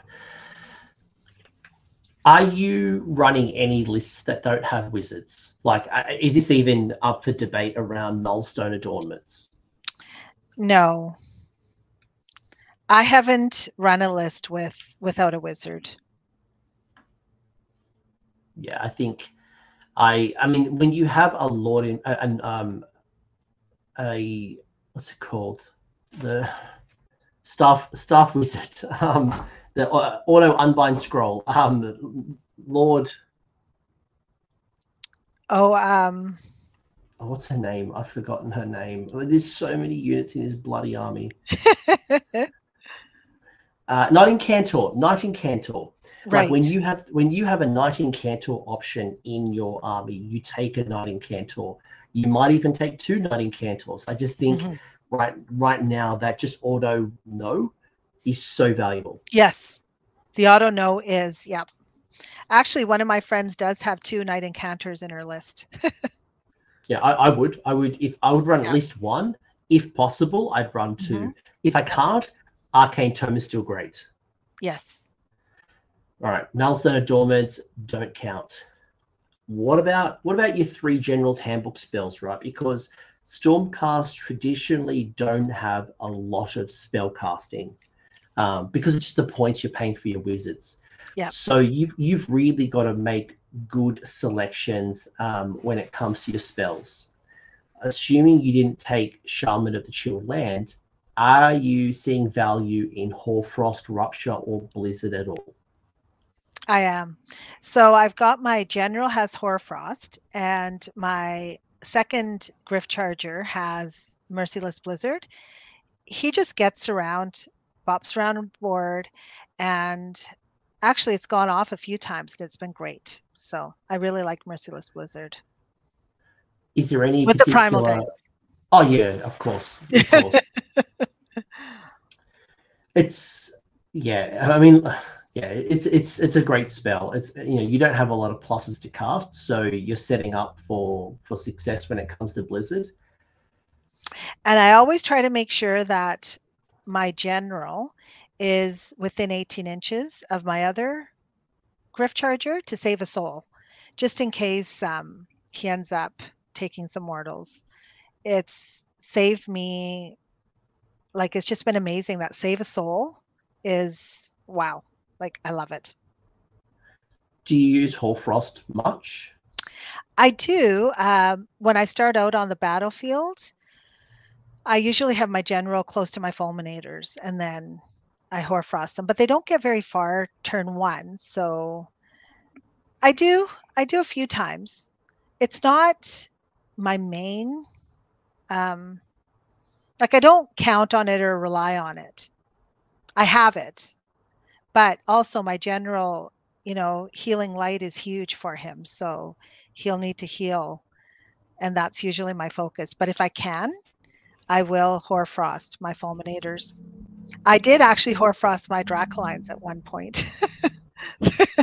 that was crazy, but yeah. It's interesting with Hoarfrost, right? Because a lot of the Stormcast profiles are pretty consistent. A lot of threes and threes.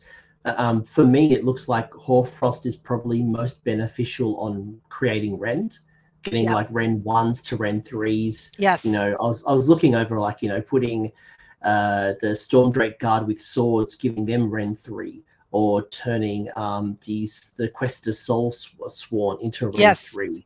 Yeah. There's so many great abilities to turn into rend. Yes. And even with the Dracolines, their rend isn't great. So having a -3 rend would be amazing. Yeah, there's some interesting things, but because you're so consistent on your profile, like sure, you can go from a 3 to a 2, but you don't have a lot of 4s into 3s, or you don't even have any 5s into, maybe if you've buffed up some Griffhounds or something. Mm-hmm. Like, what are they hitting on? Even Griffhounds hit on 3s. Yes. They do. So the point is that Hoarfrost value isn't as large for you, but No. the rend and bringing The some rend. of the wound profiles down would be beneficial. Yes. What if there's some other like sneaky tech with like for example, like the prosecutors with celestial hammers, right? With the 3 attacks each. I mean, they're fours. Like, I mean, they're pushing shit uphill, I guess. But like, yeah, the Hoarfrost is fun, but like it's just like there's I don't think there's a lot of stupid tricks when it comes to Stormcast and Hoarfrost. Yeah. What do you think of Rupture? Have you ever used Rupture? No. Cronspines have dropped back significantly. If I'm going to use Rupture, it's definitely because I've taken Shaman of the Chilled Land. Mm. If I have a spell choice, I'm not spending it on Rupture. Right. Like, there's just not a lot of predatory endless spells that I want to tap into, and the incarnates have really dropped back. So for me, I would rather Hoarfrost, Blizzard, or what I think is you've got a very generous spell law. You look at it, Thunder Shock, Chained Lightning, Celestial Blades, Yes. Lightning Blast, Azerite Halo. You've got good spells. Yes, and I would rather that over Rupture. Yep. And I love Starfall. Tell me more. That's one that I don't hear enough about. Okay. So Starfall prevents a unit from making a pilot move. So it's actually helped me quite a bit. And it was against Damon and his Great Unclean One, where it was just beautiful, where he would always, try to pile in and get onto my objective, but Starfall, and he had to stay away. So you pick a point on the battlefield and, you place it there. So you can do 18 inches from, it's usually Krondus who would actually cast it. And then you roll a dice for every enemy unit within 3 inches of that point. And on a 3-up, that unit cannot make a pile-in move until the end of the turn. So then I charge in. They can't pile in. I've got that Starfall, and some of the units couldn't even fight. So it's really good. I really like Starfall. Yeah, I like. Look, Celestial Blades is number 1 for me. I will fight people on that. Yep. I will physically fight you. It's just such a good spell. Like getting +1 to wound, as we talked about, get the dragons up, the fulminators to 2s, whatever that key threat is. Yes. I agree with you, though. I don't choose Starfall all the time anymore. I do have Celestial Blades, and my Dracolines have the Empower spell, which is +1 to wound. So I love that. That's amazing. Wounding on 2s is amazing. The other one that I really enjoyed was, is it Lightning Blast? I'm just trying to look for what it was. Or was it Chain Lightning? Chain Lightning has been fun for me Yes. as well. Yes. Yeah, especially when someone's castled up. And you pick that point and there's multiple units. I love that. Oh, sorry, and Thunder Shock as well. Thunder Shock being able to reduce. So we just talked about the benefits of getting +1 to our wound roll. Yep. Thunder Shock being the opposite of reducing wounds by 1 on 3+. It's quite nice.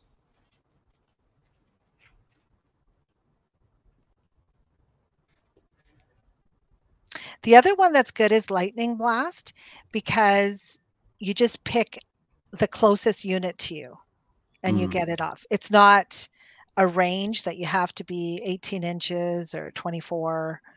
You're just the closest unit.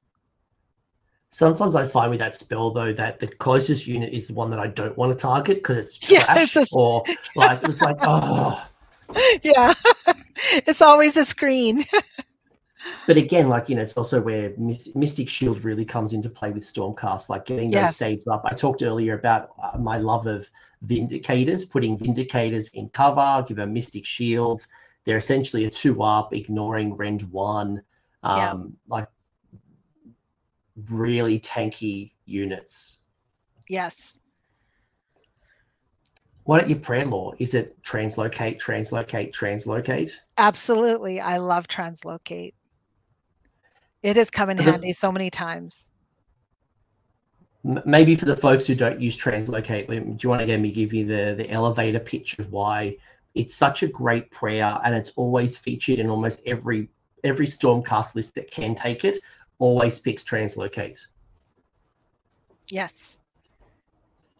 It's because it's got a answer value of 3, range of 9, and you can pick any, a unit has to be within 12 inches of a knight or a lord, and it has to be visible to the chanter. You can remove that unit from the battlefield, set it up again anywhere on the battlefield, more than 9 inches from all enemy units.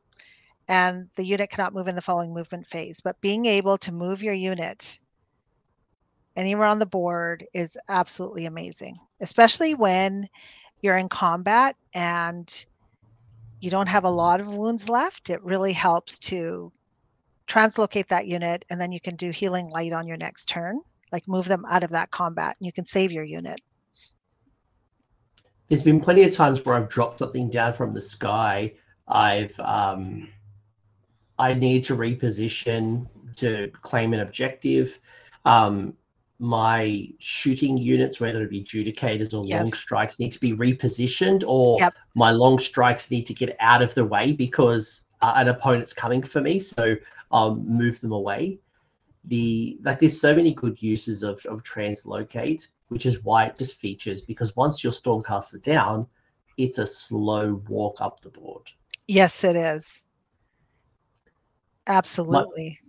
I've done it even with my Dracolines, because sometimes, depending on my opponents, they might come down on one part of the board, one side, and now I really need them on the other side, and translocate's gone off and I'm able to move them. It's just so amazing. And those slow moving units, definitely. Another great way as well is when I use the Holy Command to bring back a unit. So, get the Vindicators or the Judicators or the Liberators back into the fight, or get them to go screen somewhere. Just being able to bring them back to life, then translocate them somewhere. Yep. I kind of strategize with my call for aid, Holy Command, where I'll spread out my heroes so that when my unit of Sequitors gets killed, I bring them back wholly within 12 of a hero, and they can come back anywhere on the board. Wholly within 12 of a hero, but now I've spread my heroes out, so then I can pick and choose where they're going to go. I love that. So speaking of Holy Commands, what are your favorites? Unfortunately, Thunderbolt Volley is just they just nerfed it to the sky, unfortunately, and it's been helpful when I've run Judicators with crossbows, but otherwise Thunderbolt Volley hasn't been that valuable to me. Right. I use Call for Aid, but again, it's only a Redeemer unit, but I usually have 2 units of Sequitors in my battle line. That's like getting 110 points for free because you get to replace that whole unit. Yeah, I love Call for Aid. Some of the ways that I've used it as well is what are they called? Who are the swordmen? I've forgotten what they're called. So many units in this book. Vanquishers. I've taken a unit of 5 vanquishers, charge them into like a big chaff, just like delete it as much as possible. They die, I bring them back to life, and then I use them defensively, where initially I've used them offensively. You know what else I've done is when my opponent has only part way on the objective, like within 12 inches, but I have enough room to drop them down on the objective, I've taken it back. So that's been very, yeah. I actually denied one of my opponents his battle tactic during the tournament with that. It worked out really well. I've done that a few times where I've had like one idiot left, they've died, then they disappear and I bring back a unit of 5. They're like, yes. Oh man. Yes. Oh man. You just see their face and it's like, what did you just do? And it's amazing. I love that. Thunderbolt Volley is still good, by the ways, and I have seen people run like a block of 6 and a block of 3 long strikes, and or you do 2 units of 3.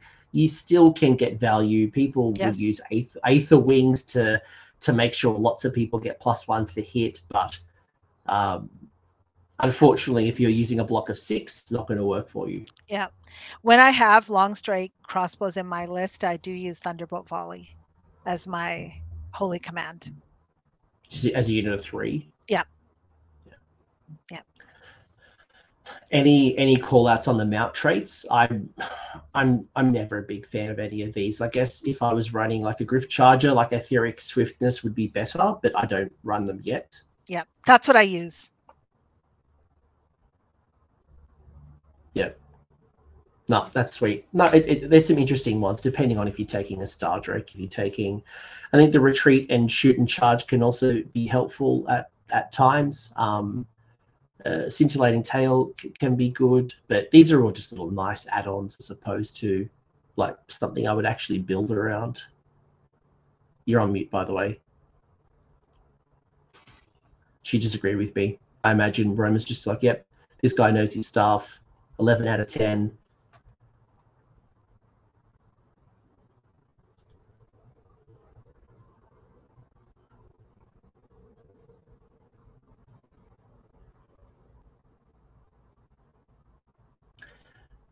While Roma resolves her muting issues, we've got some grand strategies to pick from. You clearly know all your Generals Handbook ones by now.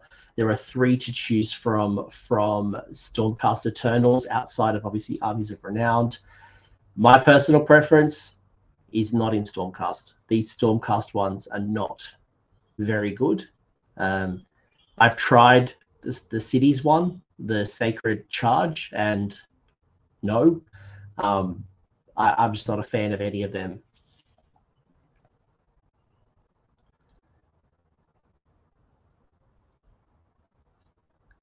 Roma's still struggling with mute.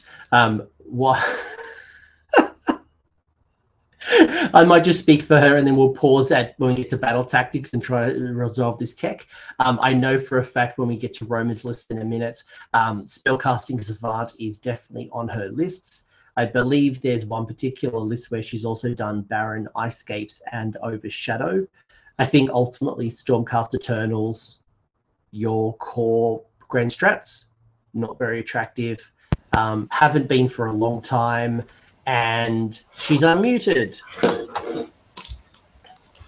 No, she's not unmuted. Can you hear me? Cool. I can. We're good. Just my headset's not working. All right, cool. So I was just saying that basically Stormcast Eternal grand strategies, not very good. I referred to your lists, your Spellcasting Savant, Baron, Icescapes, and Overshadow maybe are your 3 choices if you're building Stormcast. They are. All right. So with my regular list, I do spellcasting savant with my Griff Charger, and he's in the corners of the board. He's near units when I try to save a soul, but generally I can keep him alive, and I can usually, probably 99% of the time, I can get my Grand Strat. And even though a lot of people will try to kill him because they don't want me to get my Grand Strat, having the Hammers of Sigmar helps as well. Again, that'll depend on where the objectives are, because you still have to be wholly within 12 of an objective. So I just strategize where I place him. And I want him to save a soul, and I want him to cast Healing Light. So he still has to be within 18 inches of my units. So I always kind of factor that in where I move him. Yeah, the Lord Arcanum on Griff Charger can be a really good spellcasting savant because of the movement shenanigans. You can get it out of threat in a lot of situations. Yes.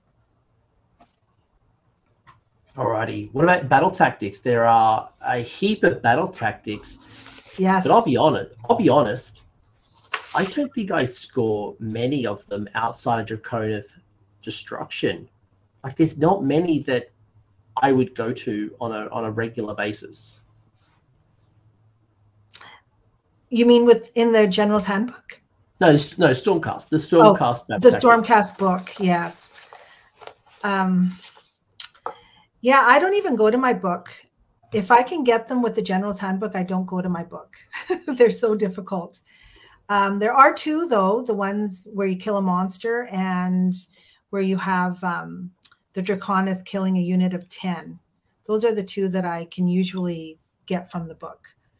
But the other ones are difficult. They require specific builds. You know, Pioneer of the Realms requires Cities of Sigmar. Yes. No Challenge Too Great requires Redeemers. Yeah, depending on your build, you know, Draconith Destruction requires a Dragon style. I have done Secure the Battlefield a few times just to get having something in each of the large quarters as long as you're outside. Oh, I love that one. I love that. They brought that in. Oh, yes, I love it. It's so easy to do. Yeah. It's helpful. It's a really helpful one, but outside of that, you're right. It's about your Generals Handbook battle tactics. Yeah.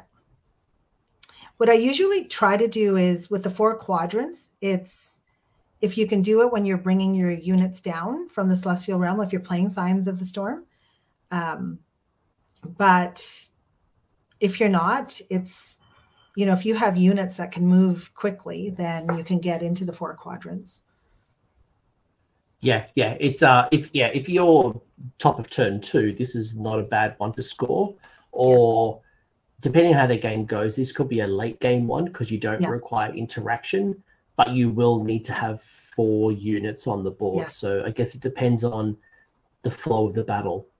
And just make sure that you don't forget that and charge a unit and then die. I haven't done that, but it's something that's easy to forget. I've done that with some of my battle tactics, like the battle edges. I'm like, oh, I think I'll just charge. And I'm thinking, oh no. Do you have a favorite turn 1 battle tactic? Like, because that isn't an easy one for you. No, I usually depends on if I'm going first or not. And if my opponent has, I usually like to do magical dominance.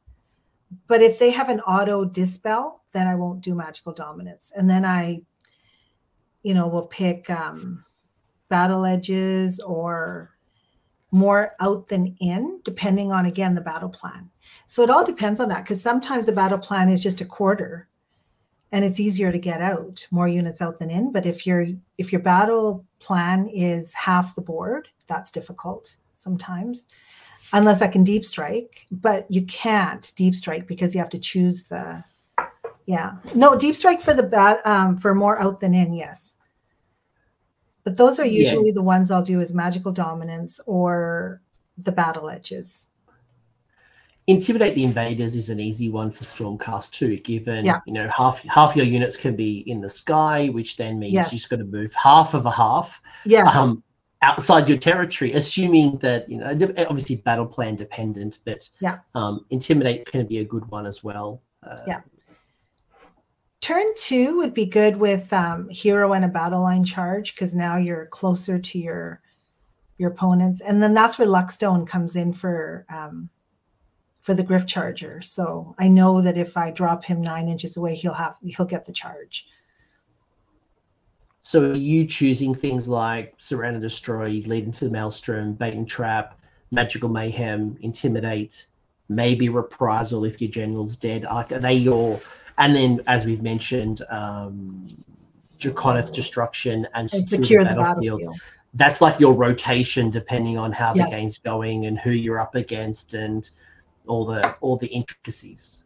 Yeah, absolutely. Cool. And sometimes it can be a little tricky with the Lead into the Maelstrom, because you have, I remember the first time when I did that one and I killed the unit, or the unit didn't pass battle shock and it was gone. And I thought, oh no. So now I'm always a little more careful that I have my Redeemer units charging as well as my Fulminators, and, you know, I'll use my Griff Charger versus Karazai charging now. So it depends on what I'm charging. So, but yes, there's so many options with the battle tactics. I'm not having difficulty getting the Generals Handbook. And now that we have Secure the Battlefield, I have at least 2 to 3 from the Stormcast book as well. So Stormcast players generally feel like battle tactics is an uphill battle for the faction, definitely compared to your peers in other armies. Is there any advice or anything you'd share with me on how you score maximum battle tactics? Is it coming from list construction? Do you have a methodology that you're using throughout your game, and like how do you score so many? I find out what I'm going to do turn 1, because if magical dominance is one, I'll just give you an example. If my opponent has an auto dispel, then I won't do magical dominance in the beginning, but I'll build up to that towards the end, where I'll try to either kill their wizards and try to kill the wizard that has the auto dispel, or just take a chance at the very end and I get a primal dice and I can take that one. But I'll save it for the end, depending on what happens through the battle. But I'll set up my units based on which one I'm thinking I'm going to get next. So if I'm trying to plan my battle edges, I'll already, I mean, that one's easy for me, but if I wanted to use it with the Redeemer unit and not, you know, move another unit to the battle edge, I'll already have a unit close to the edge. Or I'll plan that, okay, the next one I'm going to do is going to be 2 charge and 2 retreat. But that's usually turn 2 or 3 when my opponents have charged me and now I'm in battle.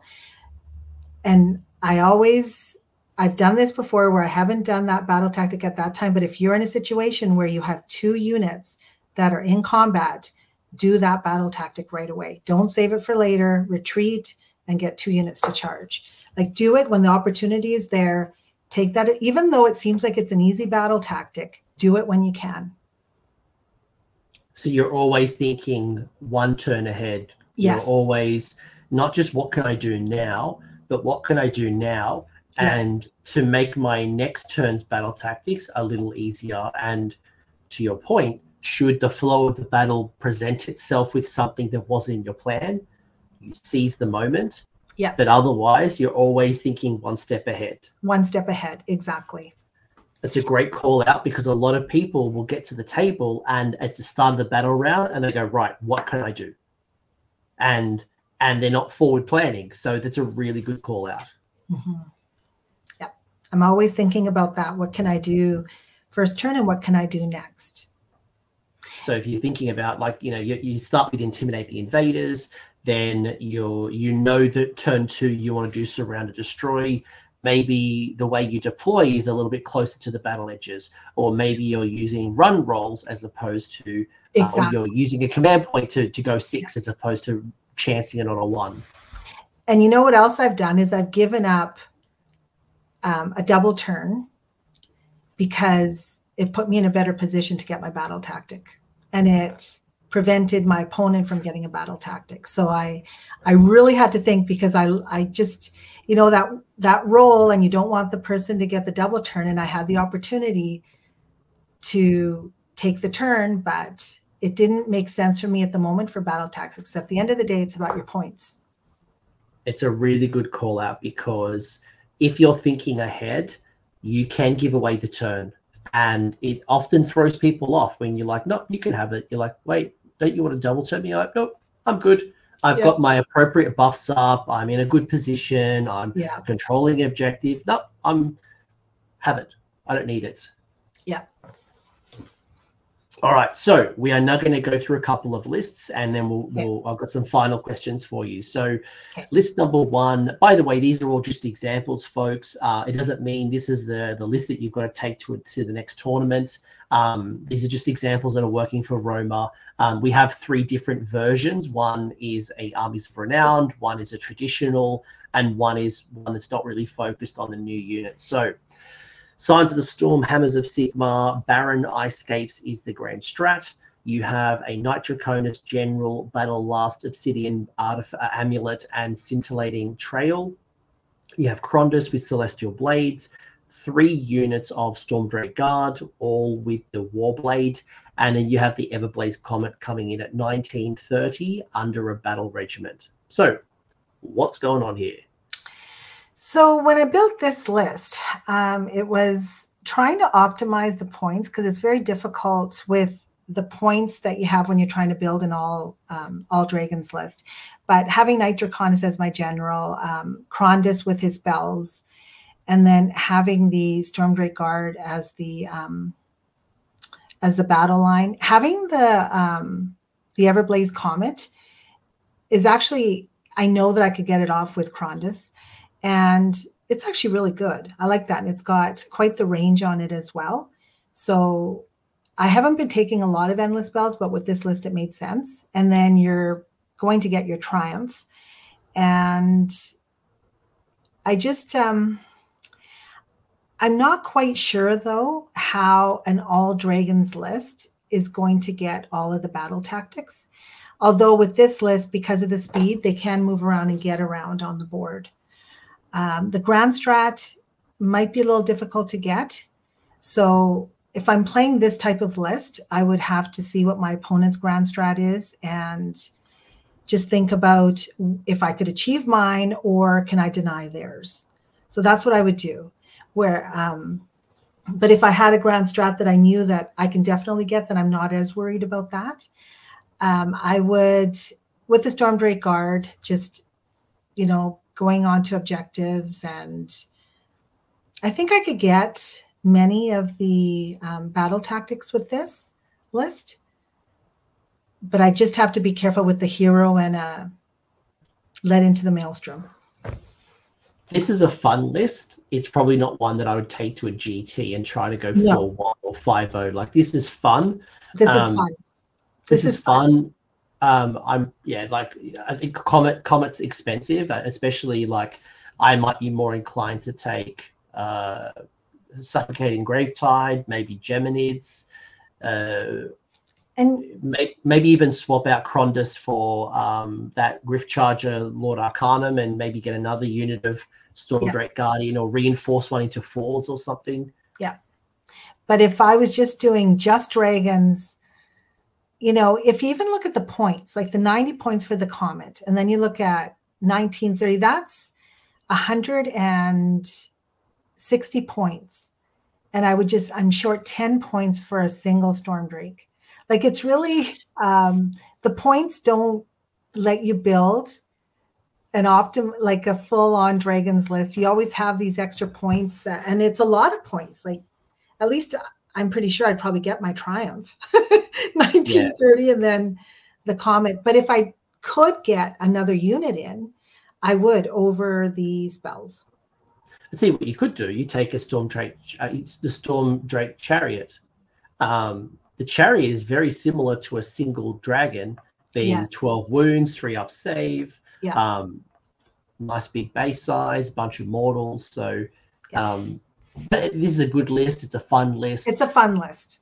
Probably one that'd be great at your local scene, but maybe Yes. not at a GT. Not at a GT. You're taking this Not to a NBA. GT. Definitely not a GT. This is Unless you just want to be drinking all day. yeah. This would be, yes. Hey, come on over. Let's have a drink or a latte and just have fun playing with a bunch of dragons. This reminds me of like a Gargant list. It's just like it's just going to be a fun slap fest, and we'll have fun. Yep. The second list is a tweak to what we just went through before. This is an army of renown as well, isn't it? No, this one's not army of renown because you've got celestial blades. So we'd have to swap celestial blades if we wanted to do an army of renown. Yeah. This one is got Ionus Cryptborn. You've got Krondus with the celestial blades, 3 units of Stormdrake Guard, and Vortex. I haven't seen Vortex in years. I like the Vortex. It's fun. Tell me more. Okay, so with this one, this is the one I was thinking would be the Army of Renown, and I couldn't put Karazai in there because then I wouldn't get enough of the. It just didn't balance out well, so that's why I just stuck with Krondus, Ionus, and then the Stormdrake Guard as the battle line. This one, I think I could get. Yeah, the Baron Icecape, I think might be possible with Ionus in this list. But again, I wouldn't take this list to a GT. I would probably just play this list for fun and see how it works out, because I don't know if I could get that Grand Strat similar to the other list. And I don't know, because you're restricted to all of everything with the Skywing with this one, right? So this couldn't be. Yeah, if we did a Skywing, we'd have to swap Celestial Blades out. Yes, so I wouldn't have that spell. No, so this works as a traditional one. If we went this as an Army of Renown, you'd have to drop Brotherhood Command. You'd have to drop Celestial Blades. Yeah. So this is kind of this is like a good example, right? It's like, what's the trade-off? Do I get a better spell? Do I get a better battalion? Yeah. Is this same archetype stronger as an Army of Renown than it is without it? Now, I do want to mention one thing that you said earlier, and that is I don't want to take this to a GT. So for anyone who's a Dragon player, you might be a little bit shocked that 2 of the lists so far, we've kind of said, I wouldn't take this to a GT.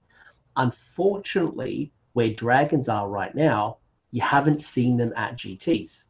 I mean, you take them in a list, but when you compare a Dragon to a Fulminator, it's hard to justify taking 2 Dragons where you could almost take 4 Fulminators for the same price. Yeah.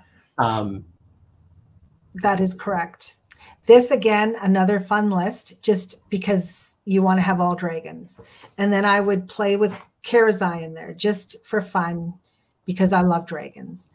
But realistically, if I'm going to a GT, then I would bring in 1, possibly 2 dragons and optimize them with, a chariot or fulminators, Dracolines.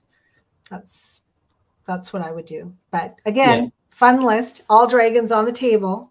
And the Vortex, I mean, the Vortex is okay. It's easy to dispel by the time it gets to where it needs to do the damage. But rolling those dice is kind of fun when you have a hero that's 18 wounds or a monster. And hopefully you can roll some 6s and get some mortals in. I'd take Gravetide over Vortex for the same price. Yeah. Just to clear the hordes. But I think this is kind of where, like I said earlier, this is no like one list to rule them all, right? You could bring Praetors to support Krondus. You could go from Hammers to Hallowed Knights and bring Gardas. You could swap in Liberators or Long Strikes like this. there's so much.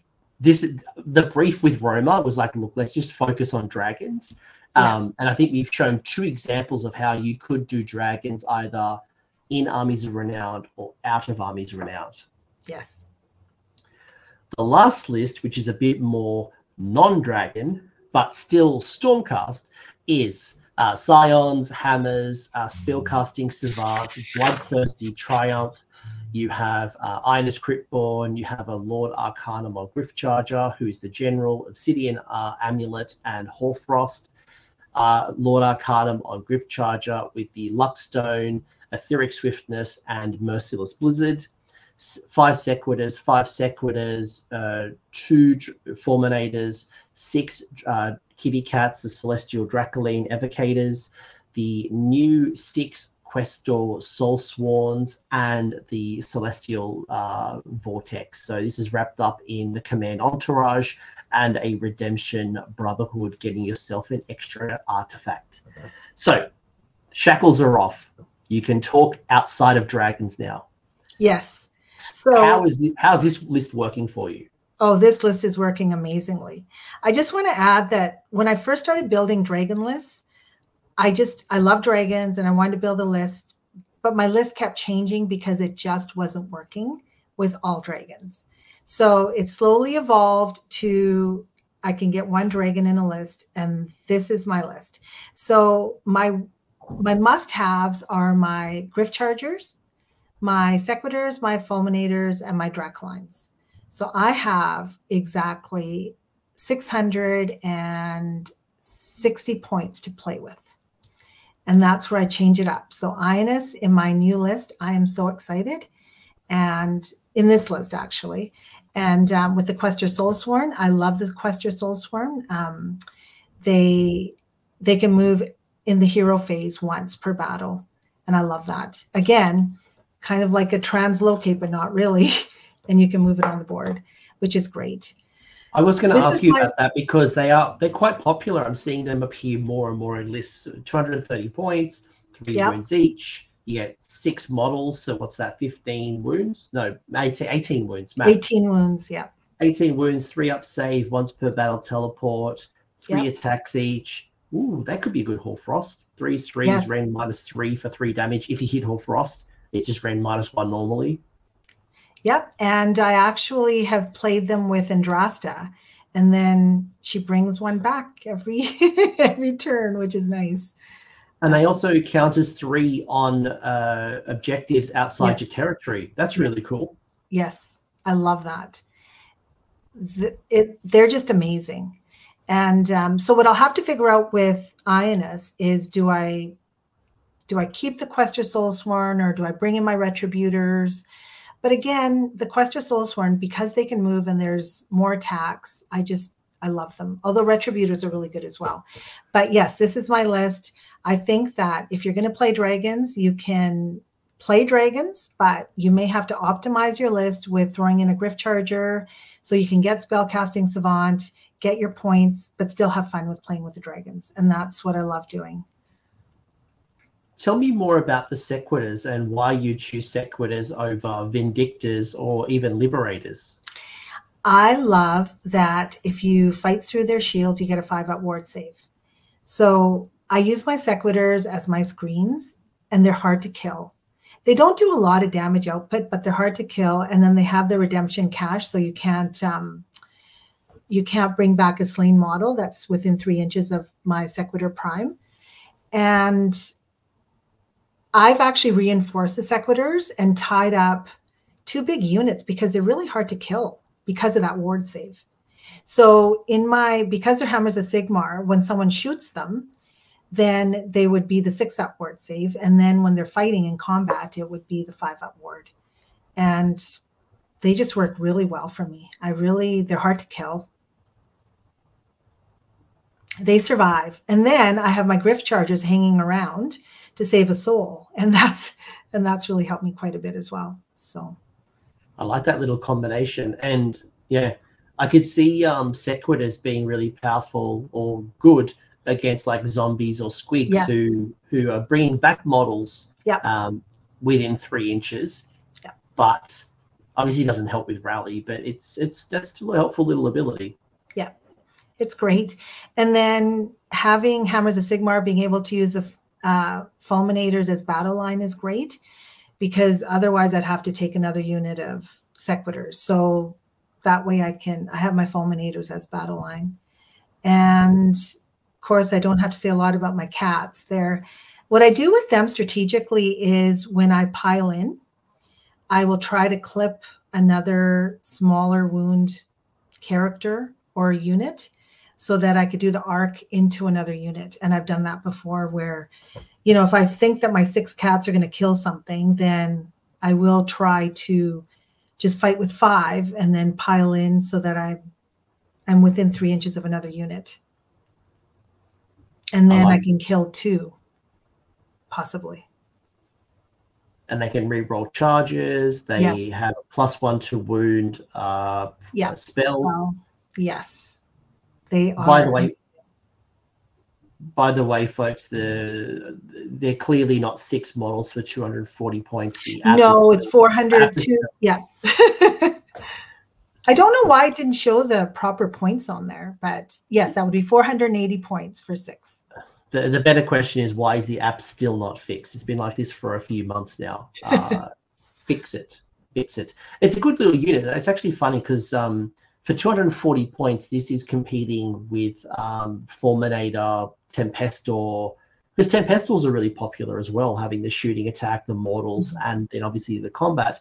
So you are in the same territory with the kitty cats and you know what? If you don't own kitty cats but you want Fulminators, you want you can probably put a unit of 2 dragons as well as something else. Like, tweak this list to your heart's content if this is something that inspires you. The other thing I like is the guarantee sometimes. So I know that my Dracolines are always going to have the arc. I don't have to charge. I can be in combat. I can do wherever I am, whatever I'm doing, that arc is always going to be there. Whereas with the Fulminators, you get 3 damage if you actually make the charge. And so that's where I find that once my Fulminators are already in battle, they don't do as well versus when they charge, obviously. But the Dracolines in general, I find do really well, but not 3. So I did have 3 when I first started out. And, you know, 1 or 2 die. You don't have a lot of attacks left. You don't have a lot of arc left.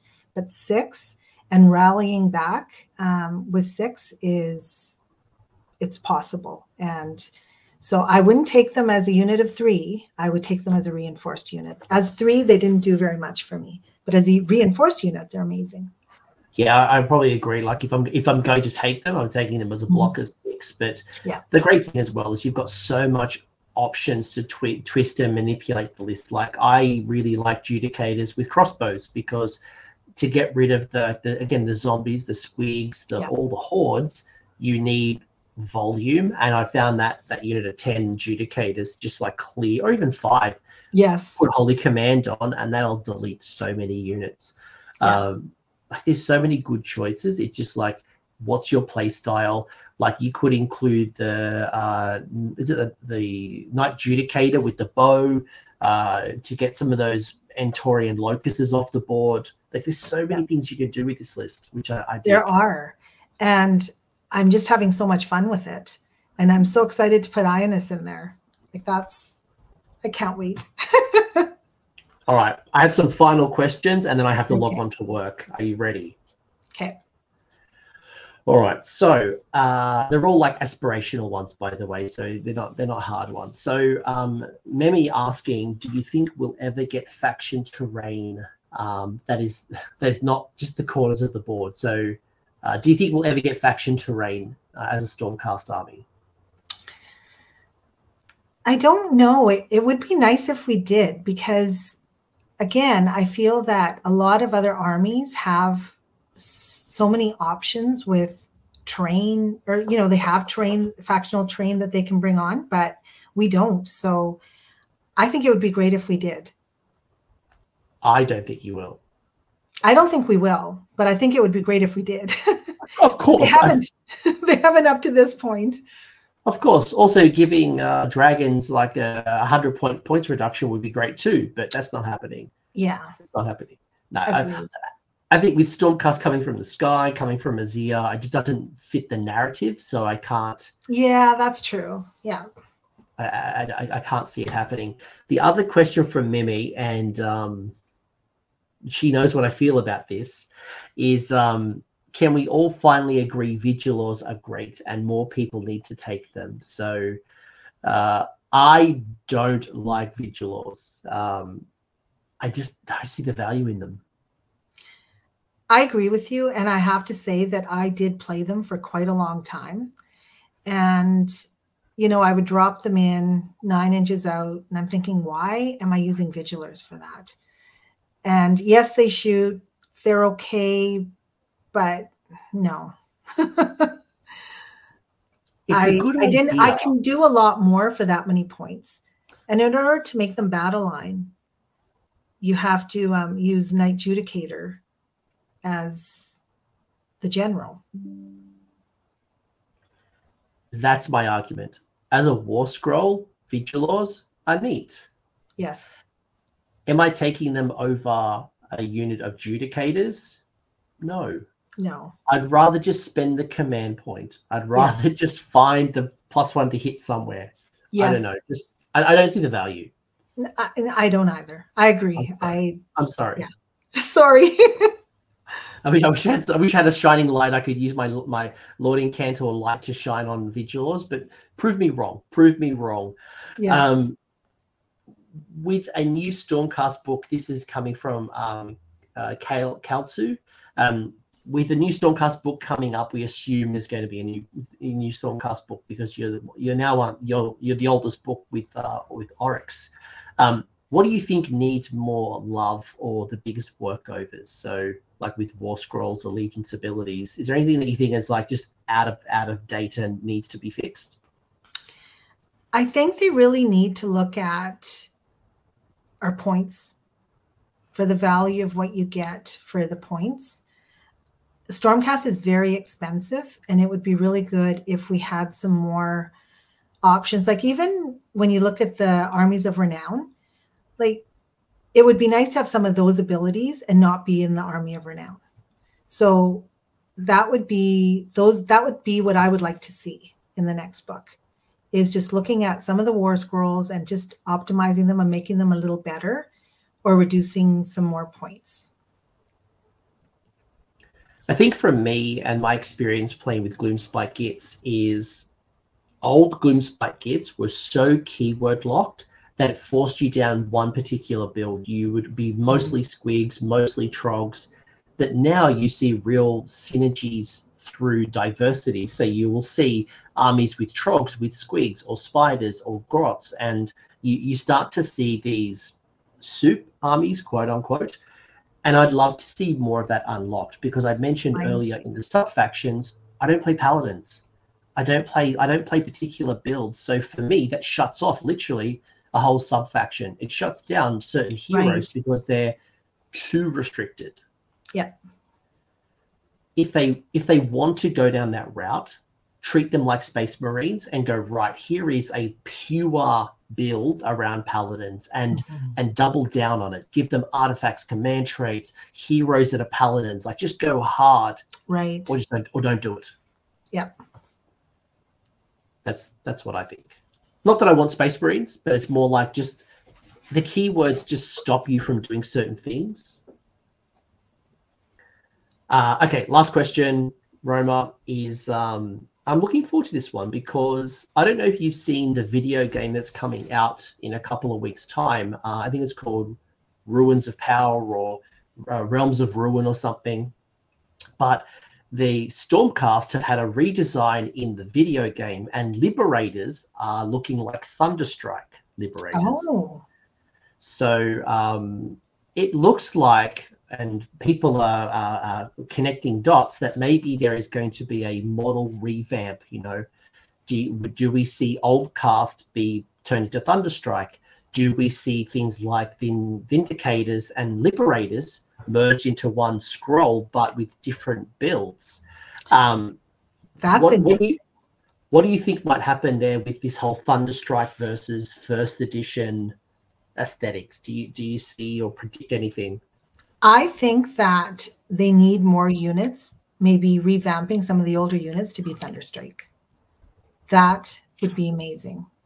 And I didn't know about the game, but it would be nice to see some updated looks of some of the armies, like the units. It's funny because there are some people who really love their old they love their old cast, and that's really cool. I don't want to take that away from people, because like that's their whole army. But then at the same time, the book is really bloated. Yeah. But you know what, though? I've only been playing for just under a year. And for me, everything is so new. And so I'm still appreciating what they look like.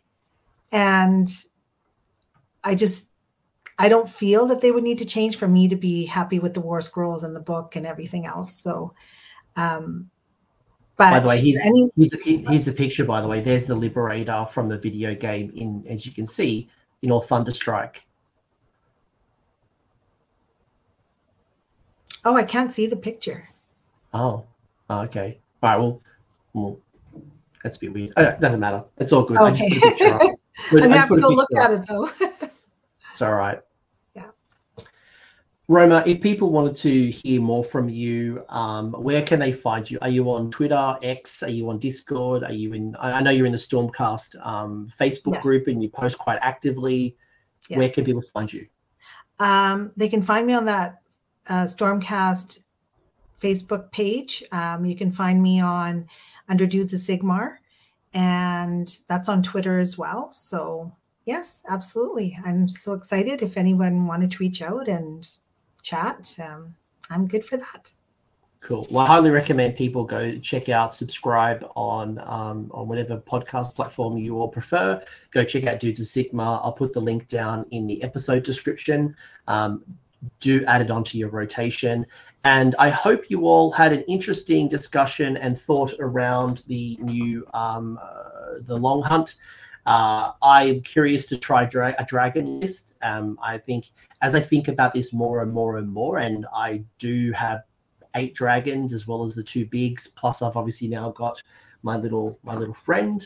I am curious to give it a try, but is it better? Is it better than a hammers or a traditional build in any of the sub factions? I am still undecided, and I still need to see those spells and prayer laws unlocked, because I feel like I'm giving away too much. Like without them, I'm giving away so much.